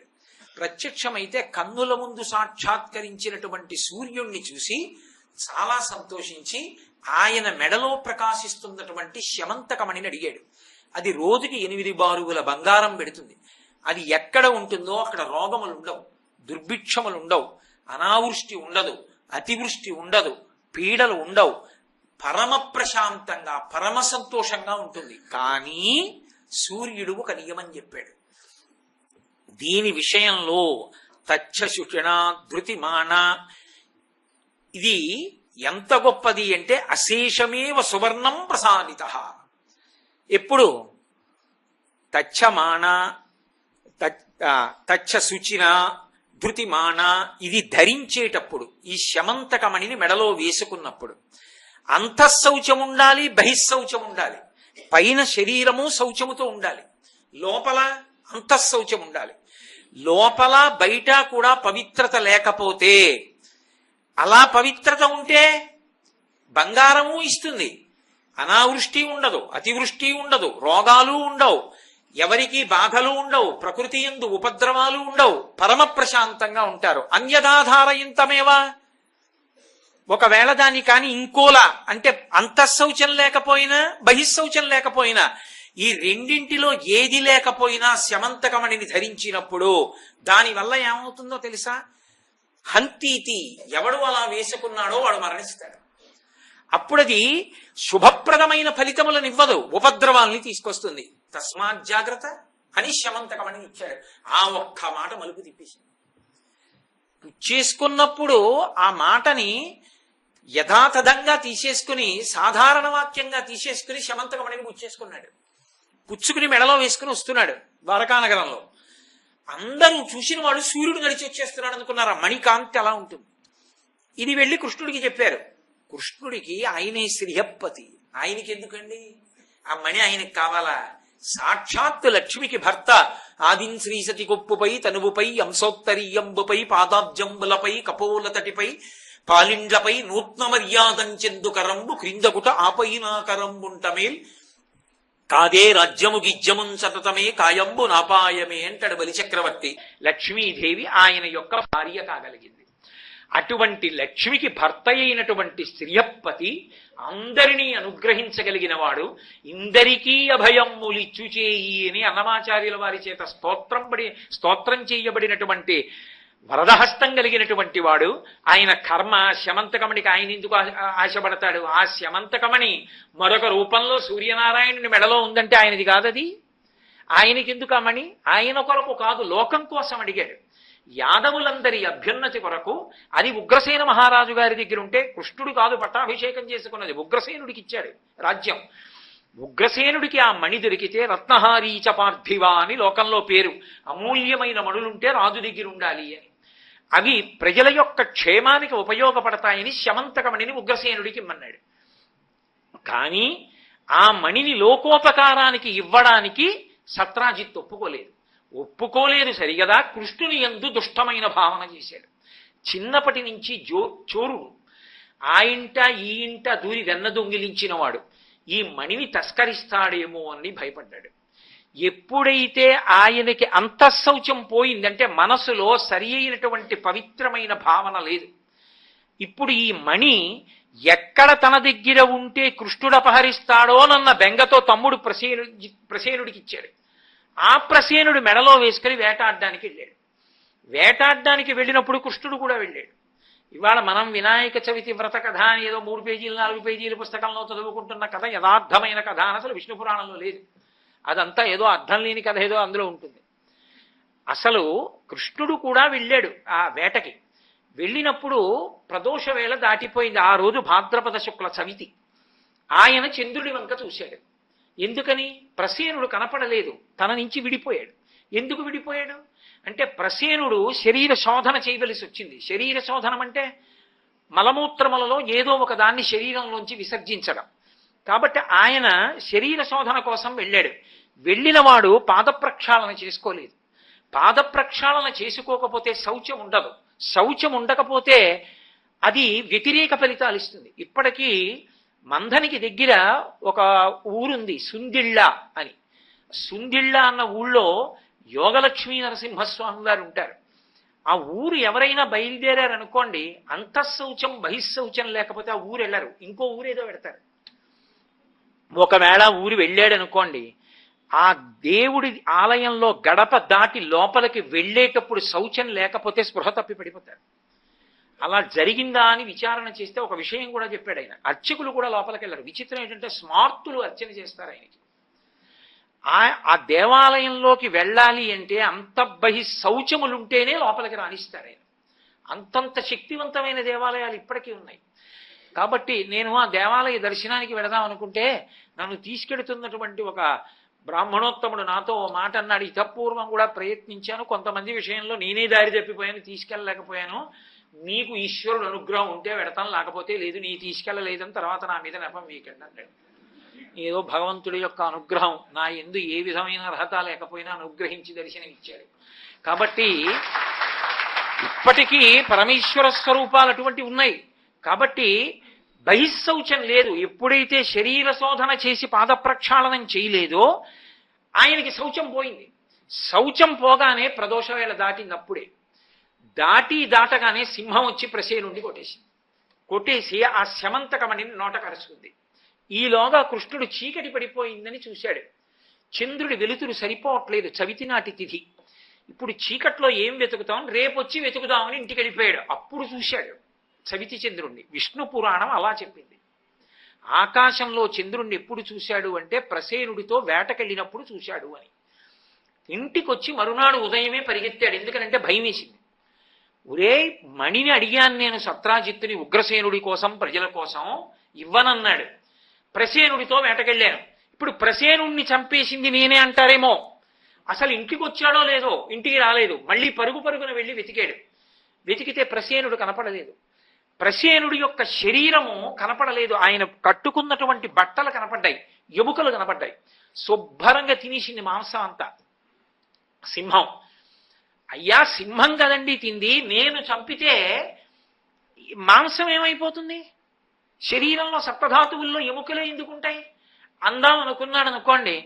నువ్వు చంపకపోవచ్చు, కానీ నిన్న రాత్రి చంపించి వదిలేస్తే సింహం తినేసింది అంటారు. ఇప్పుడు అవతల వాడి మీద అపనింద వెయ్యాలన్నది ఒక్కటే లక్ష్యం అనుకోండి, ఎన్నైనా వెతుక్కోవచ్చు. కాదనుకోండి చిత్తశుద్ధితో ఎలా అయినా బతకచ్చు కాదు. కాబట్టి ఇప్పుడు ఏం చెప్తే కృష్ణుడు నమ్ముతారు వాళ్ళు? అసలు నమ్మడానికి అసలు స్థితి అంటూ ఉంటే కదా మనసులో. కాబట్టి ఇప్పుడు కృష్ణుడు ఎలా తన రుజుత్వాన్ని, బాబోయ్ నేను ఈ దొంగచనం చేయలేదని ఎలా నిర్ధారించుకోవాలి? ఎందుకు వచ్చింది ఈ శాపం? ఎందుకు వచ్చింది నీలాపనింద? సవితి నాటి కృష్ణుణ్ణి చూశాడు ఆకాశంలో. సవితి నాటి కృష్ణుణ్ణి చూస్తే శాపం ఎందుకు వచ్చింది? మళ్ళీ ఒకదాంతో ఎన్ని బలుపులు వచ్చాయి ఒక్క సూర్యుడి మాటకి. అంటే ఆయన ఏదో పిండి వంటలు అవి తినేశాడు, ఏదో నమస్కారం చేశాడు, చేతులానే కాళ్ళానలేదు, కాళ్ళానే చేతులానలేదు, ఇవన్నీ ఏం లేవు. అన్ని లోకములను విహారం చేస్తూ విఘ్నేశ్వరుడు చంద్రలోకానికి వెళ్ళాడు. చంద్రుడికి కించిత్ అహంకారం. లోకంలో ఎప్పుడైనా అందమైన వాళ్ళని వర్ణించవలసి వచ్చిందనుకోండి, చంద్రవదన పూర్ణచంద్రముఖి అని వర్ణిస్తూ ఉంటారు. అందగత్తెల్ని చెప్పవలసి వస్తే నాతో పోలుస్తారు. ఇంత అందగాండని ఆయనకు అతిశయం. విఘ్నేశ్వరుడు గుజ్జురూపుడు, పెద్ద లంబోదరం, బొజ్జ అవి ఉంటాయి. పైకి అలా కనపడినా లోపల చంద్రబింబం అంత చల్లతనం ఉన్నవాడు, లోకానుగ్రహ కారకుడు, విఘ్న వినాశకుడు. ఆయనది ఆంతరమైన అందం, చంద్రుడిది బాహ్యమైన అందం. బాహ్యమైన అందం చేత అహంకారం ఉన్నవాడు విఘ్నేశ్వరుడిని చూసి పక్కున నవ్వాడు. విఘ్నేశ్వరుడు చూసి అన్నాడు, ఒరే నీ అందం చేత నీకు అహంకారం వచ్చింది. అహంకారానికి ఈశ్వరుడిచ్చిన విభూతి పనికి రాకూడదు. నీతో అందరినీ పోలుస్తున్నారని కదా పకపక నవ్వావు నన్ను చూసి. ఇకపైన ఎవరైనా నీ వంక చూస్తే వాడికి నీలాపనిందలు వస్తాయన్నాడు. కాబట్టి చీకటి పడేటప్పటికీ అమ్మ బాబోయ్ విఘ్నేశ్వర శాపం, ఈ చంద్రుడు కనపడతాడో ఏమిటో అని ఇలా అడ్డు పెట్టుకుని ఈయనొకడు చీకటి పడేటప్పటికి వచ్చేస్తాడని చూడేవాడు. ఇలా అందరూ ఆయన్ని చూడకుండా ఇలా అడ్డు పెట్టుకుంటుంటే ఇంకా చూసేవాడేవాడు, వర్ణించేవాడేవాడు. ఆయనకి సిగ్గేసింది. చిచి నేను వస్తే ఎంత రాకపోతే ఎంతని సముద్రంలోకి వెళ్ళిపోయాడు. లోకంలో చంద్రబింబం లేదు. ఇది జరగడానికి ముందు చూశాడు కృష్ణుడు. అందుకొచ్చింది నీలాపనింద. అప్పటికి లోకంలో ఎవరు చూడటం లేదు. కానీ చంద్రుడు లేకపోతే ఓషధీతత్వం ఉండదు. నిన్ననే కదా చెప్పాను, సూర్యకిరణములు చంద్రుడి మీద పడి చంద్రుడి నుంచి సుధాకిరణములై ఓషధీతత్వం ఇవ్వాలి. లోకానికి ఇబ్బంది వచ్చింది. ఋషులందరూ వెళ్లి విఘ్నేశ్వరుణ్ణి ప్రార్థించారు దేవతలను. అయ్యా ఓషధీతత్వం ఆగిపోయింది, నువ్వు చంద్రుణ్ణి శపించావు ఎలాగన్నారు. ఒరే నేను శాపం అంటే ఇచ్చాను, ఎందుకు ఇచ్చాను? అహంకారం చూపించాడు కాబట్టి. పశ్చాత్తాపడితే క్షమించేస్తానన్నాడు. సముద్రం దగ్గరికి వెళ్ళి చెప్పారు, చేసిన తప్పు ఎలాగో చేశావు, దాక్కోవడం కూడా ఎందుకు, బయటికి వచ్చి క్షమించమని ఒక్క మాట చెప్పు. మహాత్ముల కోపం గడ్డి మంట ఎంతసేపు ఉంటుంది, క్షమించమని ఒక్క మాట చెప్పు, చేసిన తప్పు పోతుంది అక్కడతో. చంద్రుడు గబగబా వచ్చాడు. వచ్చి విఘ్నేశ్వరుడి దగ్గర తప్పు ఒప్పుకున్నాడు. అసలు తప్పు ఒప్పుకోగానే క్షమించాను పో అన్నాడు. ఇప్పుడు చంద్రుణ్ణి విఘ్నేశ్వరుడు క్షమిస్తే చంద్రుడు సంతోషంతో నాట్యం చేయాలా? ఒరే ఇన్నాళ్ళకొకడు తప్పు చేస్తే చేశాడు కానీ బుద్ధి తెచ్చుకుని క్షమించమని అడిగాడు రా. ఈ పశ్చాత్తాపం ఒక్కటి ఉంటే చాలు మనిషి బాగుపడిపోతాడని విఘ్నేశ్వరుడు నాట్యం చేశాడు. అంత అమృత హృదయుడు. అప్పుడు వచ్చింది నృత్యగణపతి స్వరూపం. ఇప్పుడు మళ్ళీ చంద్రబింబం ఆకాశంలో ప్రకాశించింది. పూర్తి శాపావకాశం కాదు, అహంకారం ఉండకూడదని లోకానికి గుర్తుండడం కోసం భాద్రపద శుక్ల చవితి నాడు చూస్తే మాత్రం నీలాపనిందలు వస్తాయన్నాడు. అదొకటి ఉండిపోయింది. అప్పుడు చూశాడు కృష్ణుడు ప్రసేనుడితో వెళ్ళి. అందుకు నీలాపనింది వచ్చింది. శమంతకమణిని కృష్ణుడు ఎత్తుకుపోయాడు. శమంతకమణిని కృష్ణుడు ఎత్తుకుపోయాడన్న అపవాదం వస్తే అక్కడ ప్రసేనుడి శవం కనపట్టలేదు. అయ్యా సింహం తినేసిందండి అంటే నిన్న రాత్రి నువ్వే చంపించావు, సింహం తినేసింది అంటారు. ఎలా? అందుకని సింహం యొక్క చరణ విన్యాసాన్ని పట్టుకుని దాని పాదముద్రలు పట్టుకుని పెడితే భల్లూక చరణ విన్యాసం కనపడింది. అంటే ఏదో భల్లూకం మళ్ళీ సింహాన్ని చంపింది అంటే సింహాన్ని చంపగలిగిన భల్లూకం అది, అదేదో ఇంతకన్నా గొప్పది. అందుకని ఆయన మళ్ళీ ఆ భల్లూక చరణ విన్యాసం పట్టుకుని వెళ్ళాడు.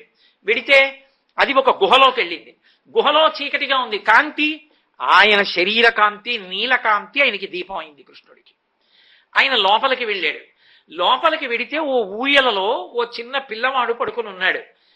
మంచి యవ్వనంలో ఉన్నటువంటి ఒక బాలిక అక్కడ నిలబడి ఊయల ఊపుతోంది. ఊపుతూ ఆవిడ గబగబా వచ్చి అక్కడ నిలబడి ఆ ఊయల మీద పిల్లవాడు ఆడుకోవడానికి శమంతకమణిని కట్టారు. సూర్యుడిలా ప్రకాశించే శమంతకమణిని ఊయలలో పడుకున్న పిల్లవాడు చూసి ఆడుకుంటున్నాడంటే వాడి కంటి శక్తి చూడండి, వాడెంత బలవంతుడు. ఈ పిల్ల కృష్ణుడిని చూసింది. చూసి చూడడంతోటే గొప్ప అందగాడు కదండి మహానుభావుడు.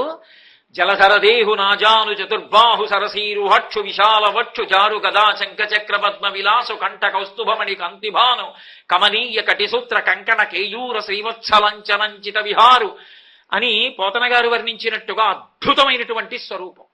అది చూసి ఆ పిల్ల మోహించింది. అబ్బాయి ఎంత అందగాడు, ఇప్పుడు గభాల్ని ఏమైనా మాట్లాడతాడేమో, ఈయన గాని మాట్లాడా మా నాన్నకి వినపడుతుంది. జాంబవంతుడు మహాబలవంతుడు, వస్తే చంపేస్తాడు. ఆ పిల్లకి తెలియదు పాపం.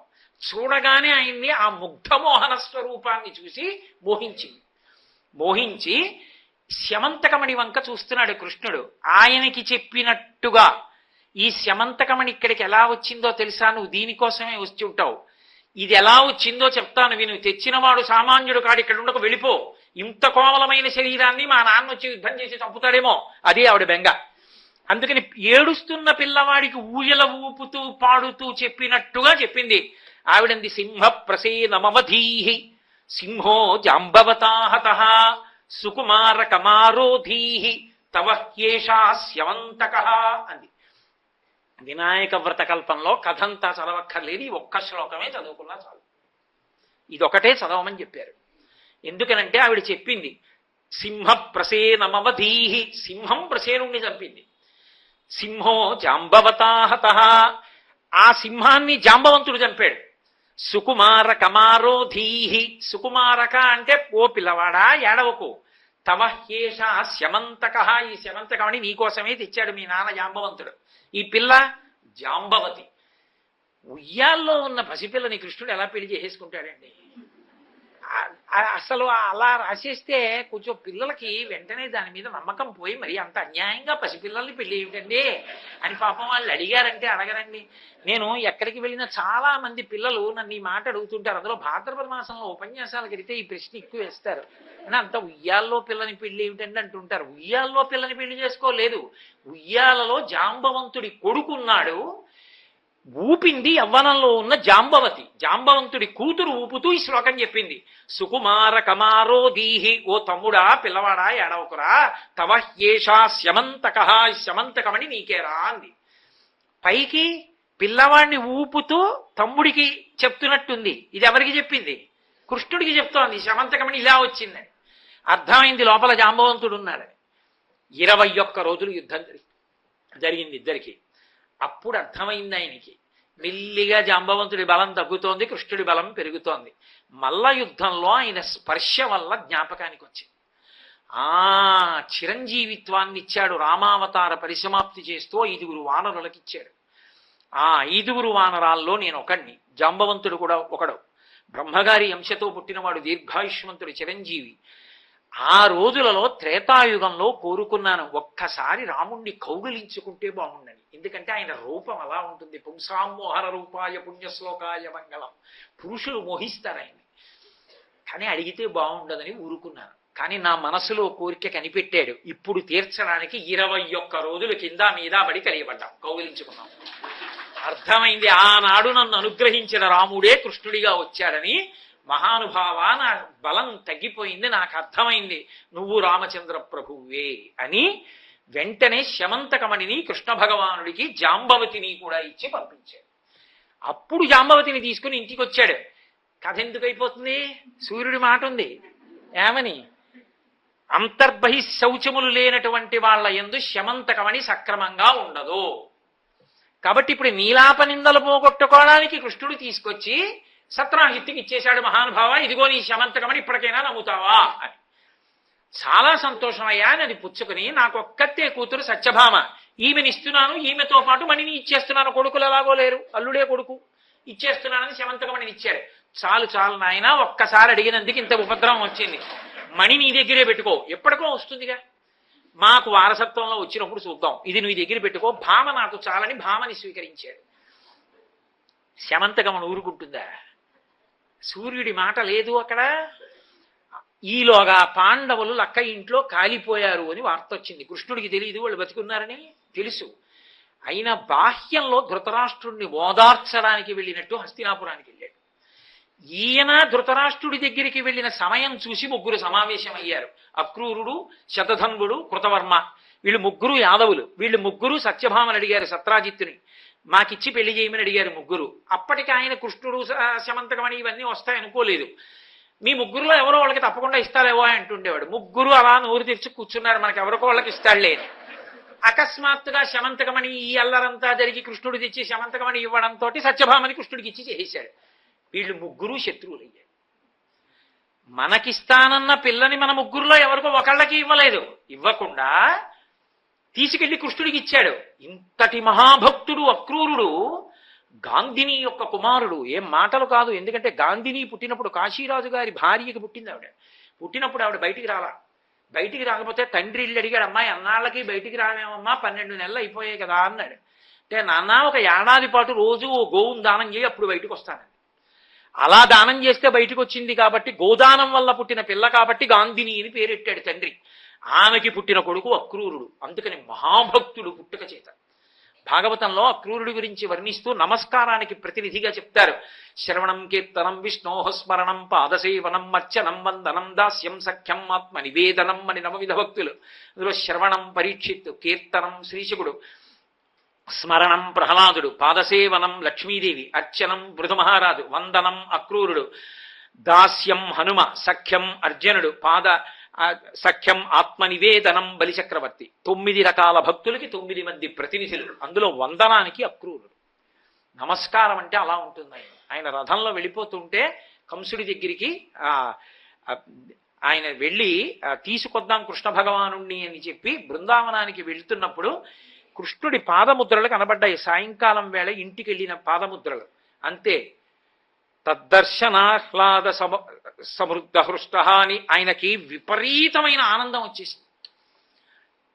ఆయన వెంటనే ఒక బంగారు దండము నేల మీద పడిపోతే ఎలా పడిపోతుందో అలా రథంలోంచి నేల మీద పడిపోయి ఇది కృష్ణుడి యొక్క పద రజస్సు అని అందులో దొల్లాడు. దొర్లి నమస్కారం చేశాడు. అంతటి మహాభక్తుడు అక్రూరుడంటే. అటువంటి వాడికి సంగదోషం వచ్చింది. పక్కన కృతవర్మ శతధన్వుడు కలిశారు. మనకిస్తానన్న సత్యభామని ఇవ్వలేదు. కృష్ణుడు ఊళ్ళో ఉంటే మనం ఏం చేయలేం. సత్యభామ తండ్రి సత్రాజిత్తుని కృష్ణుడు వెళ్ళాడు ధృతరాష్ట్రుడి దగ్గరికి ఓదార్చడానికి. ఇదే అదును, చంపేద్దామన్నాడు. శతధన్వుడు దూకుడు స్వభావం.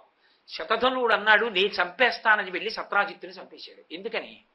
శౌచం లేదు, ఉండడానికి వీల్లేదు శమంతకమని అనుమానించాడు కదా మరి కృష్ణుణ్ణి. ప్రజాక్షేమానికి ఇవ్వనన్నాడు కదా. శౌచం లేని వాడి దగ్గర ఎందుకుంటుంది? వ్యతిరేక ఫలితం ఇచ్చేసింది. అన్యథాధారయంతమే వహంతీతి. అలా లేకుండా ఉన్నవాడు ధరిస్తే చచ్చిపోతాడు. సూర్యుడి మాట. అందుకని సత్రాజిత్ చచ్చిపోయాడు. ఇప్పుడు దాన్ని చేత్తో పట్టుకున్నాడు కానీ శతధనుడు భయం వేసింది, కృష్ణుడు తిరిగి వస్తే వేటాడి చంపేస్తాడు. అందుకని భయం వేసి దాన్ని పట్టుకెళ్ళి మహాభక్తుడు కాబట్టి అక్రూరుణ్ణైతే అనుమానపడరని ఆయన దగ్గర పెట్టేశాడు. పెట్టేసి తాను పారిపోయాడు. కృష్ణుడు తిరిగి వచ్చాడు. ఇదంతా ఎందువల్ల నడుస్తున్నాయి ఈ మలుపులో? సూర్యుడి మాట మీరు మర్చిపోకూడదు. లేకపోతే నేను ఇప్పుడు ఈ కథ ఎందుకో వినాయకుడు తప్పితే ఏమి? సూర్యుడి మాట మర్చిపోకూడదు మీరు. ఆ ఒక్క మాట వల్ల నడుస్తోంది ఇదంతా.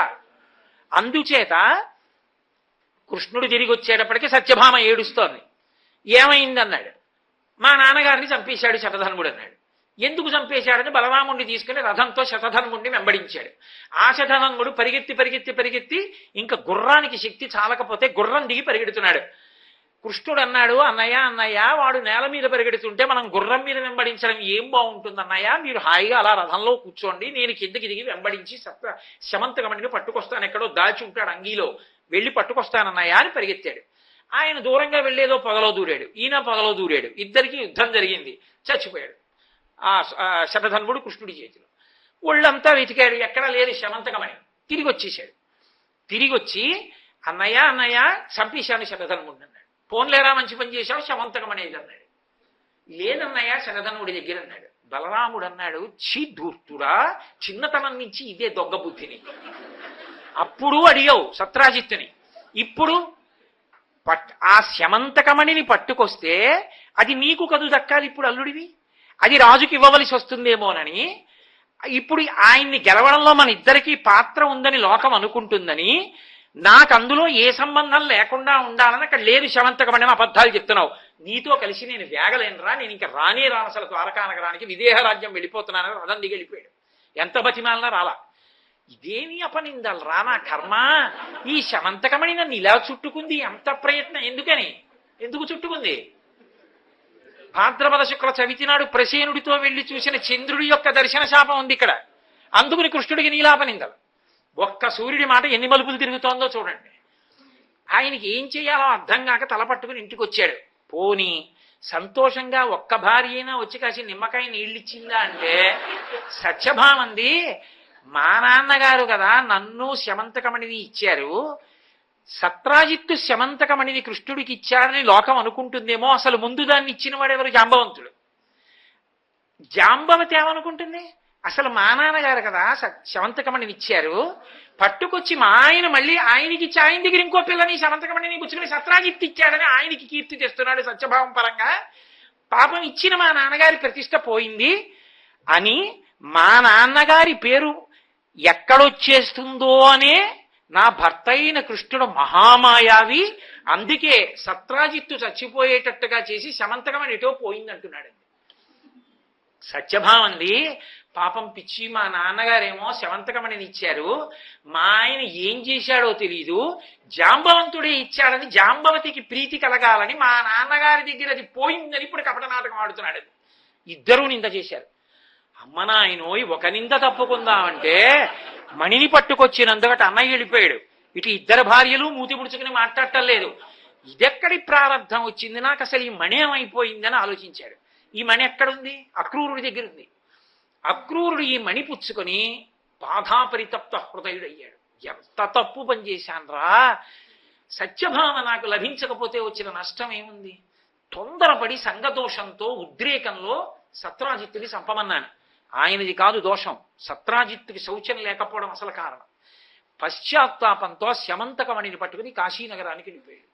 కాశీ అవిముక్తపురం కదూ, ఎప్పుడూ పార్వతీ పరమేశ్వరులు ఉంటారు అక్కడ. అందుకే ఆ పెట్టిన బంగారాన్నంతటినీ వచ్చిన యాత్రికులకి అన్నదానం చేసేస్తూ విశ్రాంతి గృహాలు కట్టి అపారమైన కీర్తితో భగవత్ సేవ భాగవత సేవ చేస్తూ కాశీలో ఉండిపోయాడు అక్రూరుడు. కృష్ణుడు బాధపడుతున్నాడు ద్వారకలో. ఏమైపోయింది శమంతకమణి? అక్రూరుడు ఎందుకు వెళ్ళిపోయాడు అసలు ద్వారక నుంచే? ఎక్కడి నుంచి వస్తోంది అంత డబ్బు అక్రూరుడికి? ఈలోగా నారదుడు వచ్చాడు. ఓయ్ కృష్ణ, ఇన్ని ఇక్కట్లు ఎందుకు వచ్చాయో తెలుసా? భాద్రపద శుక్ల చవితి నాడు ప్రసేనుడితో వెళ్ళి చంద్రుణ్ణి చూశావు. చంద్రుడి శాపం ఎందుకు వచ్చిందో తెలుసా? ఇదిగో విఘ్నేశ్వరుడు ఇచ్చాడు. కాబట్టి ఇప్పుడు ఎలా పోతుందో తెలుసా? వినాయక వ్రతకల్పం చెయ్యి అన్నాడు. అంటే ఆయన వినాయక వ్రతం చేశాడు. వినాయకుడెవరు? విష్ణువుకి మేనల్లుడు. ఎందుకని నారాయణ నారాయణి, నారాయణ అన్నగారు, నారాయణి చెల్లెలు పార్వతీదేవి. పార్వతీదేవి పెద్ద కొడుకు కదూ. మేనమామ అంటే మహాప్రీతి ఆయనకి. ఆయన గబగబా వచ్చాడు. అందుకే ఇప్పటికీ విఘ్నేశ్వరుడి దగ్గరికి వెడితే ఇలా ఇలా కొట్టుకుంటూ ఉంటారు. ఇలా ఇలా ఎందుకు కొట్టుకుని గుంజీలు తీస్తుంటారు? ఎందుకు అంటే దానికి ఒక సారస్యం చెప్తుంటారు పెద్దలు. ఇప్పుడు మేనమామల ముద్దు మేలైన ముద్దు అని విఘ్నేశ్వరుడు మేనమామ గారి ఇంటికి వెళ్ళేట శ్రీ మహావిష్ణువు దగ్గరికి. ఆయన ఏదో సుదర్శన చక్రం అక్కడ పెట్టి ఏదో పని చేసుకొచ్చి ఎవరో రాక్షసులు వస్తున్నారని చక్రం ఏదన్నాడు. మామయ్య నోట్లో పడేసుకున్నాను. అయ్యి బాబోయ్, చక్రం నోట్లో పడేసుకోవడం ఏమిట్రా, బయటికి వదిలేయన్నాడు. వదలడు, అటు ఇటు పరిగెడుతున్నాడు. ఏదో ఒకటి చేస్తే కానీ వదలడన ఆయన ఏం చేశాడంటే ఇలా ఇలా కొట్టుకుని గుంజీలు తీశాడు. ఇది ఏమిటో విచిత్రంగా ఉంది, మామయ్య ఏమిటో అలా గుంజీలు తీస్తున్నాడని పక్క పక్క పక్క పక్క నవ్వాడు. ఆ పొలమారి నోట్లోంచి సుదర్శన చక్రం కక్కి బయటపడి. అప్పటి నుంచి మేనమామ విష్ణువు చేస్తే ప్రీతి పొందాడు కాబట్టి ఇప్పటికీ విఘ్నేశ్వరుడి దగ్గరికి వెడితే మనం కూడా ఇలా ఇలా కొట్టుకుని గుంజీలు తీస్తాం. ద్రవిడ దేశంలో ఈ కథ చెప్తుంటారు దాని గురించి. కాబట్టి శ్రీ మహావిష్ణువు ఎప్పుడైతే వినాయక వ్రతకల్పం చేశారో విఘ్నేశ్వరుడు ప్రసన్నుడై ప్రత్యక్షమయ్యాడు. మామయ్య మామయ్య నీ నీలాపనిందలు పోయాయి, ఎలా పోతాయో తెలుసా అన్నాడు. ఏం చేయనురా మేనలుడా అన్నాడు. ఏమీ లేదు మామయ్య, అక్రూరుడు కాశీలో ఉన్నాడు, కబురు చేయి, నువ్వు ఎప్పుడు పిలుస్తావా అని చూస్తున్నాడు. మహాభక్తుడు వచ్చేస్తాడు, ఆయన వచ్చేస్తే కథ తుకాంతం అయిపోతుంది. ఆయన తిరిగి వచ్చాడు. ఏం అక్రూరా ఎక్కడికి వెళ్ళిపోయావు అన్నాడు. బుద్ధి గడ్డి తిని సంగదోషంతో మహానుభావ మీ మామగారిని చంపేశాడు శతధన్వుడు, శమంతకమణి నా దగ్గరుంది, అదిగో దాంతో ఇంత సేవ చేస్తున్నాను. అక్రూరుడికి బాహ్య అంతర శౌచములు ఉన్నాయి కాబట్టి ఆయన విషయంలో శమంతకమణి వ్యతిరేక ధోరణితో ఉండదు. కృష్ణుడు అన్నాడు, ఎవ్వరికీ వద్దు, ఆ శమంతకం మహాప్రభు నీ దగ్గరే ఉంచుకుని ద్వారకలో ఉండు, ఆ పెట్టిన డబ్బుతో ప్రజాక్షేమానికి వినియోగించు, రాజుకి వద్దు నాకు వద్దు, నీ దగ్గరే పెట్టి. ఎందుకో తెలుసా? పైన సూర్యవాక్కు ఉంది, అది ఉండాలి అంటే సక్రమంగా వినియోగపడాలంటే అంతర్బహిశౌచములు ఉండాలి, అవి నీ దగ్గరే ఉన్నాయి, నీ దగ్గరే ఉంచుకోమన్నాడు. అక్రూరుడు వచ్చి కథంతా చెప్పిన తర్వాత అందరూ అప్పుడు చెంపలేసుకుని అయ్యో అయ్యో అంతటి మహానుభావుని అక్రమంగా నోరుంది కదా అని వదరి ఇష్టం వచ్చినట్టు మాట్లాడాం, ఎంత పొరపాటు అయిపోయిందో అని అందరూ చెంపలేసుకుని ఇంటికి వెళ్ళారు.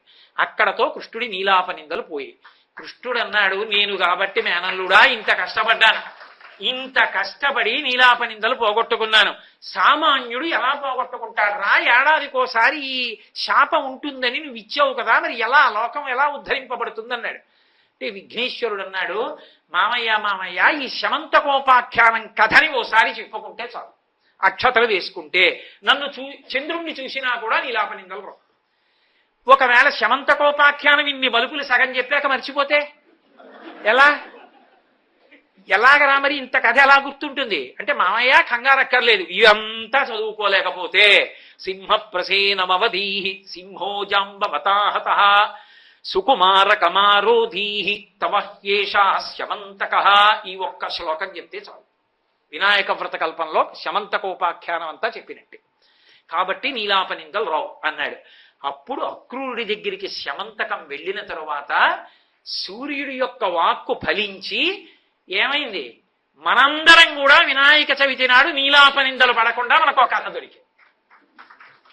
కాబట్టి ఏడాదిలో వచ్చేటటువంటి బహుప్రమాదకరమైనటువంటి నీలాప నిందల నుండి తప్పించుకోవడానికి సావకాశ రూపమైనటువంటి శమంతకోపాఖ్యానం లభించడానికి కారణం ఎక్కడిది అంటే మూలవాక్కు సూర్యనారాయణమూర్తిని. ఈ యథాతథమైన కథ ఎక్కడుంది అంటే విష్ణు పురాణంలో ఉంది. నేను ఇప్పుడు ఇవన్నీ సాకల్యంగా వివరించి శ్లోకాలన్నీ చూపించి మాట్లాడడం తగినంత సమయం దొరకదని నేను విహంగ వీక్షణంగా మీతో ప్రస్తావన చేయడం జరిగింది. కాబట్టి అంతటి అద్భుతమైన రీతిలో సూర్యనారాయణమూర్తి యొక్క అనుగ్రహం లోకాన్నంతటినీ కూడా అనుగ్రహించింది. ఆయన యొక్క పరాక్రమం, ఆయన యొక్క తేజస్సు, ఆయన యొక్క అనుగ్రహం సాధు పురుషుల యొక్క సంరక్షణము కొరకే కాదు, ధర్మాన్ని నిలబెట్టడానికి ఒక్కొక్క సమయంలో ఒక్కొక్క రీతిలో పరమాద్భుతంగా ప్రవర్తించి. శ్రీరామాయణం జరిగినటువంటి త్రేతాయుగం రోజులలో రామచంద్రమూర్తిగా శ్రీ మహావిష్ణువు ఆవిర్భవించారు.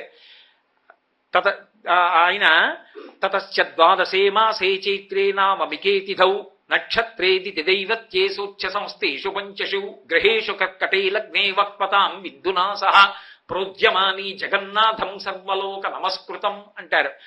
12 నెలలు కౌసల్యా గర్భవాసం చేసి సర్వలోక జగన్నాథుడైనటువంటి పరమాత్మ నరుడిగా ఆవిర్భవించాడు. ఎందుకు మనుష్యుడిగా రావాలి అంటే రావణాసురుడికి వరం కాదు, తృణభూతహితామన్యే ప్రాణినో మానుషాదయ అన్నాడు. అసలు మనుష్యుల గురించి నేను వరం అడగనన్నాడు బ్రహ్మగారితో. అసలు మనుష్యుల వలన చావుండకూడదని అడగను, ఎందుకంటే వాడు తృణంతో సమానం, గడ్డి పరకతో సమానం, వాళ్ళ గురించి అడగడం ఏమిటన్నాడు.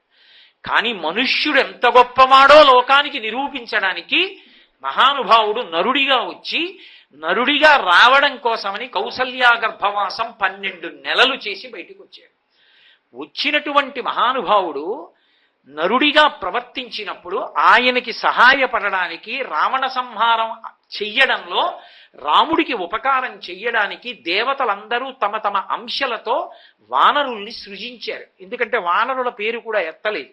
అందుకే అంటారు హనుమ సుందరకాండలో, సుగ్రీవో నహిదేవో యమ్నాసురో నచరాక్షస నదానవో నగంధర్వో నయక్షో నజపన్నగ అంటారు. సుగ్రీవుడు కూడా గంధర్వుడు గాడు, యక్షుడు గాడు, పన్నగుడు గాడు. ఆయన వానరుడు, రాముడు నరుడు, వాళ్ళిద్దరూ కలిసి వస్తే రావణ నువ్వు నిలబడవంటారు. కాబట్టి ఇప్పుడు వానరులను సృష్టి చెయ్యాలి. దేవతలందరూ తమ తమ అంశలతో సృష్టి చేశారు. ఒకప్పుడు చతుర్ముఖ బ్రహ్మగారు గొప్ప తపస్సమాధిలో ఉన్నాడు. అంత తపస్సమాధిలో ఉండగా ఆనందభరితమైనటువంటి స్థితిలో ఉండి ఆయన రోమాంచితమై ఉన్నప్పుడు కన్నుల వెంట ఆనంద భాష్పములు పడ్డాయి. మనుష్య సృష్టిలా దేవతా సృష్టి ఉండదు. మీరు బాగా తేడా తెలుసుకోవలసి ఉంటుంది. ఇక్కడ ఈ భూలోకంలోనే అన్ని ప్రాణులు ఒకలా పుట్టవు, 4గా పుడతాయని చెప్తోంది వేదం. జరాయుజములు, అండజములు, స్వేదజములు, ఉద్భుజములు అని 4 రకాలుగా వస్తాయి ప్రాణులు. జరాయుజములు అంటే మావి చేత పుడతాయి కొన్ని, మనం పుట్టినట్టు. అండజములు అంటే గుడ్డు బద్దల కొట్టుకుని గుడ్డు పెంకులోంచి పైకొస్తాయి. అదొక ఆశ్చర్యకరమైనటువంటి విశేషం. ఎందుకంటే ఒక పక్షి గుడ్డుని పొదుగుతున్నటువంటి బొమ్మ గీయగలడేమో కానీ చిత్రకారుడు గుడ్డుని పొదుగుతున్నప్పుడు పక్షి పొందుతున్నటువంటి ఆనందం దాని కన్నులలో అభివ్యక్తమవుతున్న స్థితిని గీయలేడు.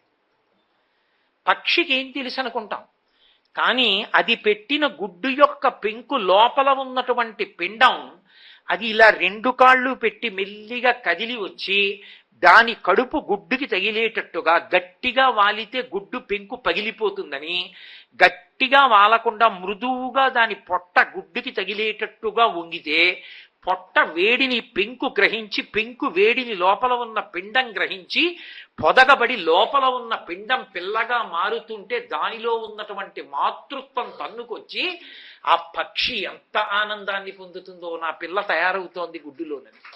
అందుకని అండజములు గుడ్డులోంచి కొన్ని ప్రాణులు వస్తాయి, ఉద్భుజములు భూమిని చీల్చుకుని కొన్ని ప్రాణులు వస్తాయి. చెట్లు విత్తనం పెడితే అంకురం భూమిని చీల్చుకుని వస్తుంది.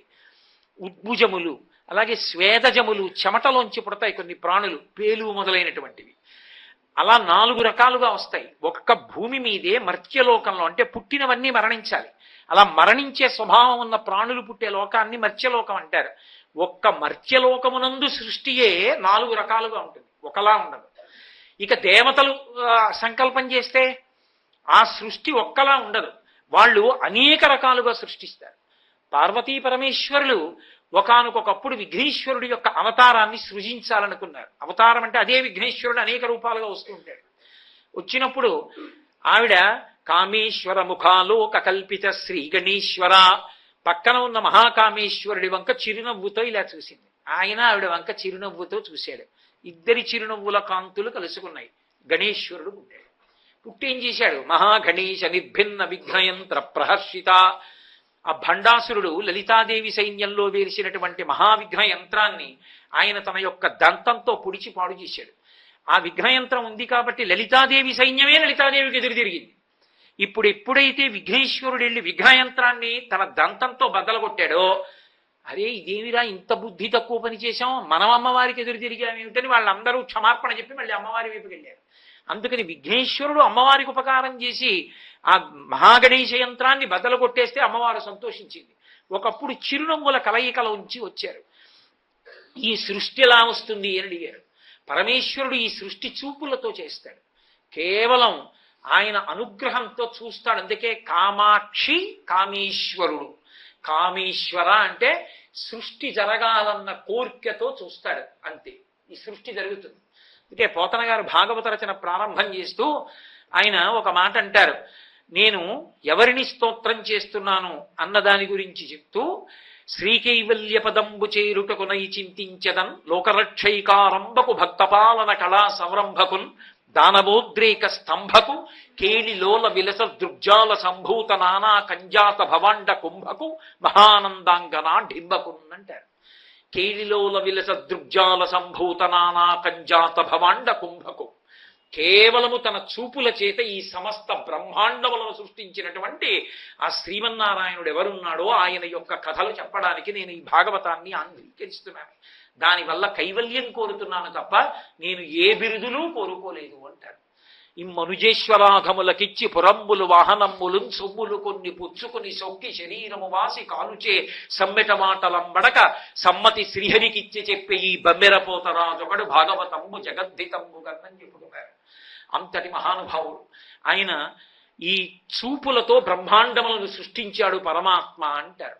వక్త్రలక్ష్మీ పరీవాహ చలన్ మీనాభలోచన అంటుంది లలితా సహస్రం.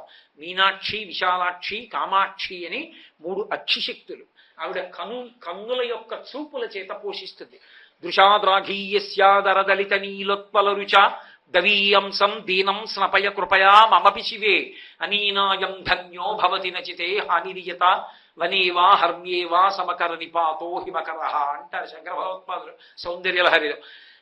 గోవిందుడిగా కృష్ణ భగవానుడు గోవర్ధనోద్ధరణం చేసినప్పుడు కేవలం తన చూపుల చేత పోషించాడు.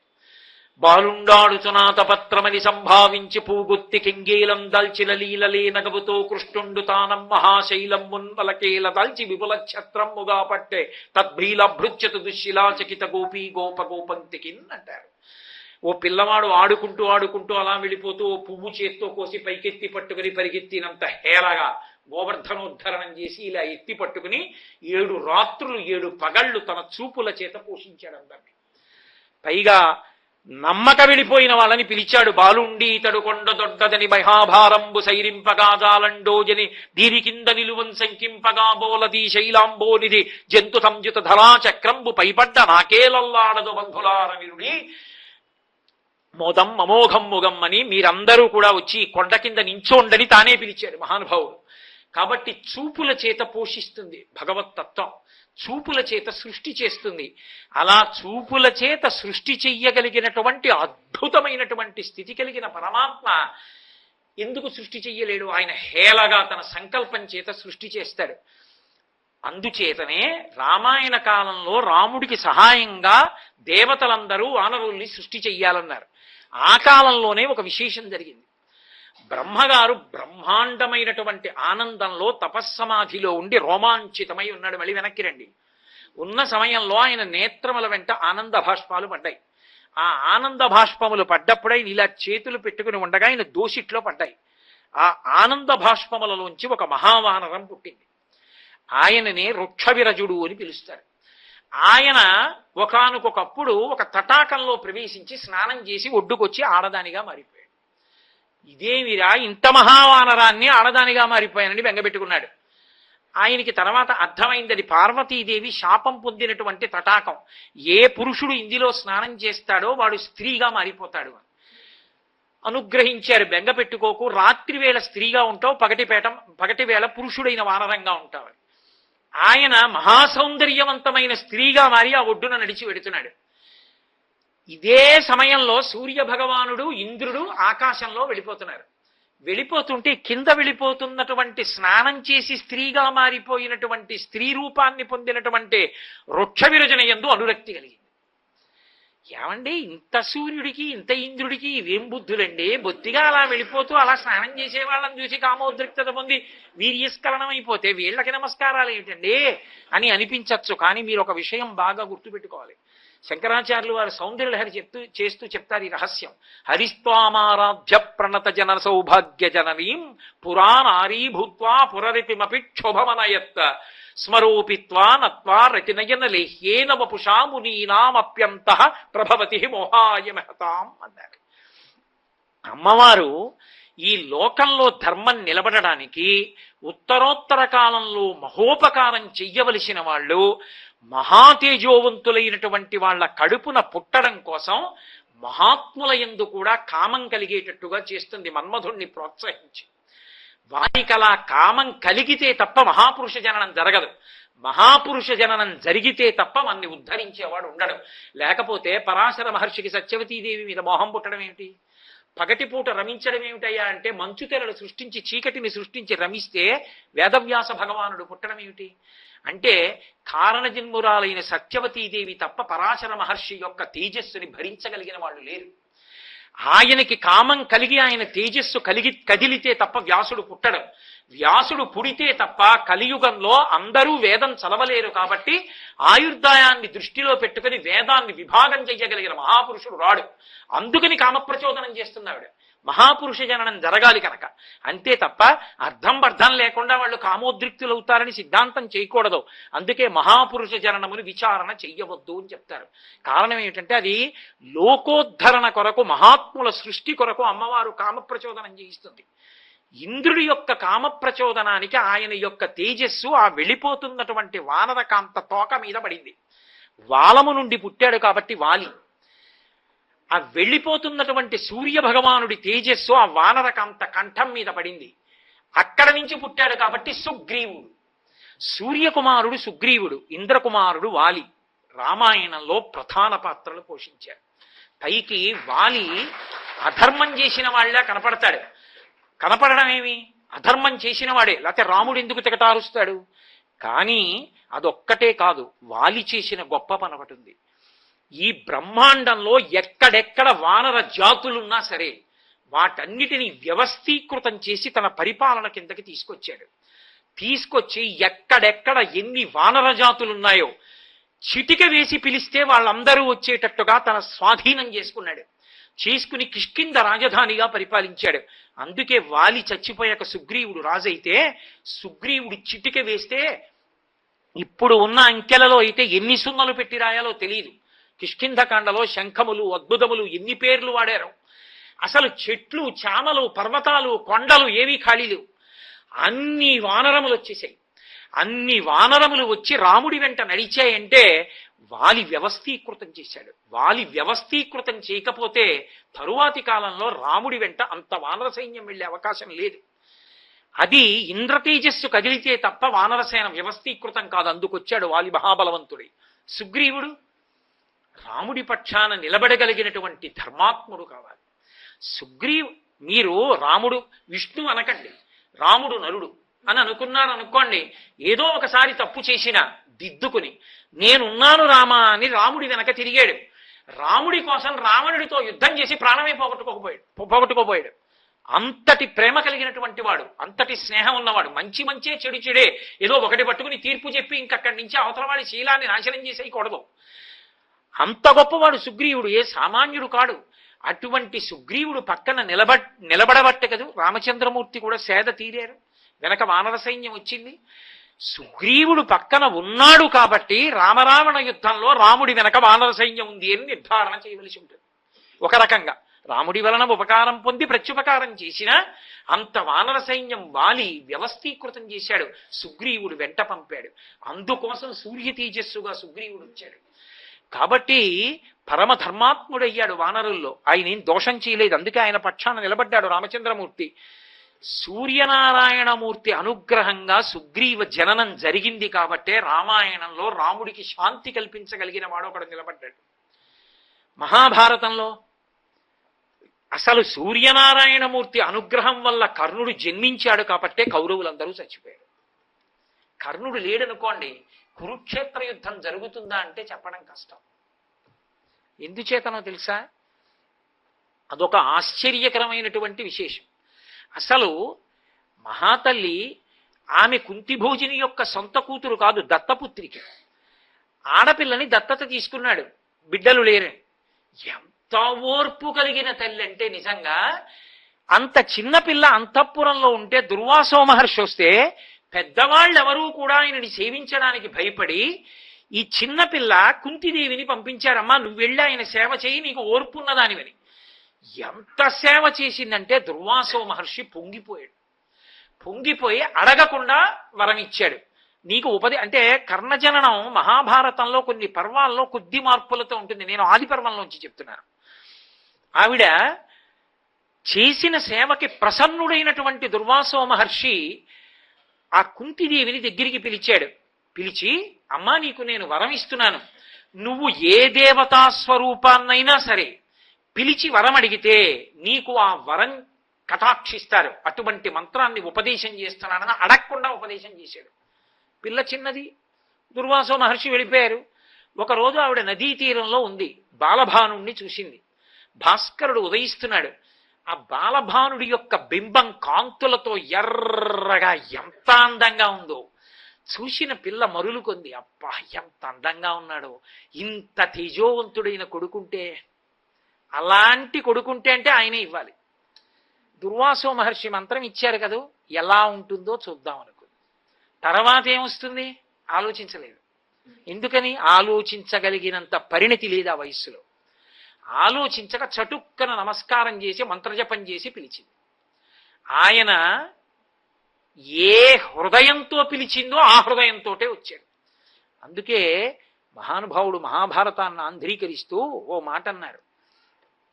ఆవిడ 2 చేతులు ఇలా ముడిచి నిలబడి నమస్కరిస్తే గగనంబున నుండి వచ్చే కమలమిత్రుడు ఎలా అంటే ఆయన యొక్క తేజో ఉగ్రత్వాన్ని ఉపసంహారం చేసేసి తరుణజ్యుతితో అన్నారంటే ఎర్రటి కాంతితో చూడగానే అబ్బా అనిపించేటంతటి ప్రసన్నమూర్తిగా నడిచొచ్చాడు సూర్యుడు. వచ్చి నువ్వు ఏ కోరికతో పిలిచావో నాకు తెలుసు, కుమారుడు కావాలని అడిగావు కాబట్టి నీకు అనుగ్రహిస్తానన్నాడు. అప్పుడు ఆవిడికి భయం వేసింది.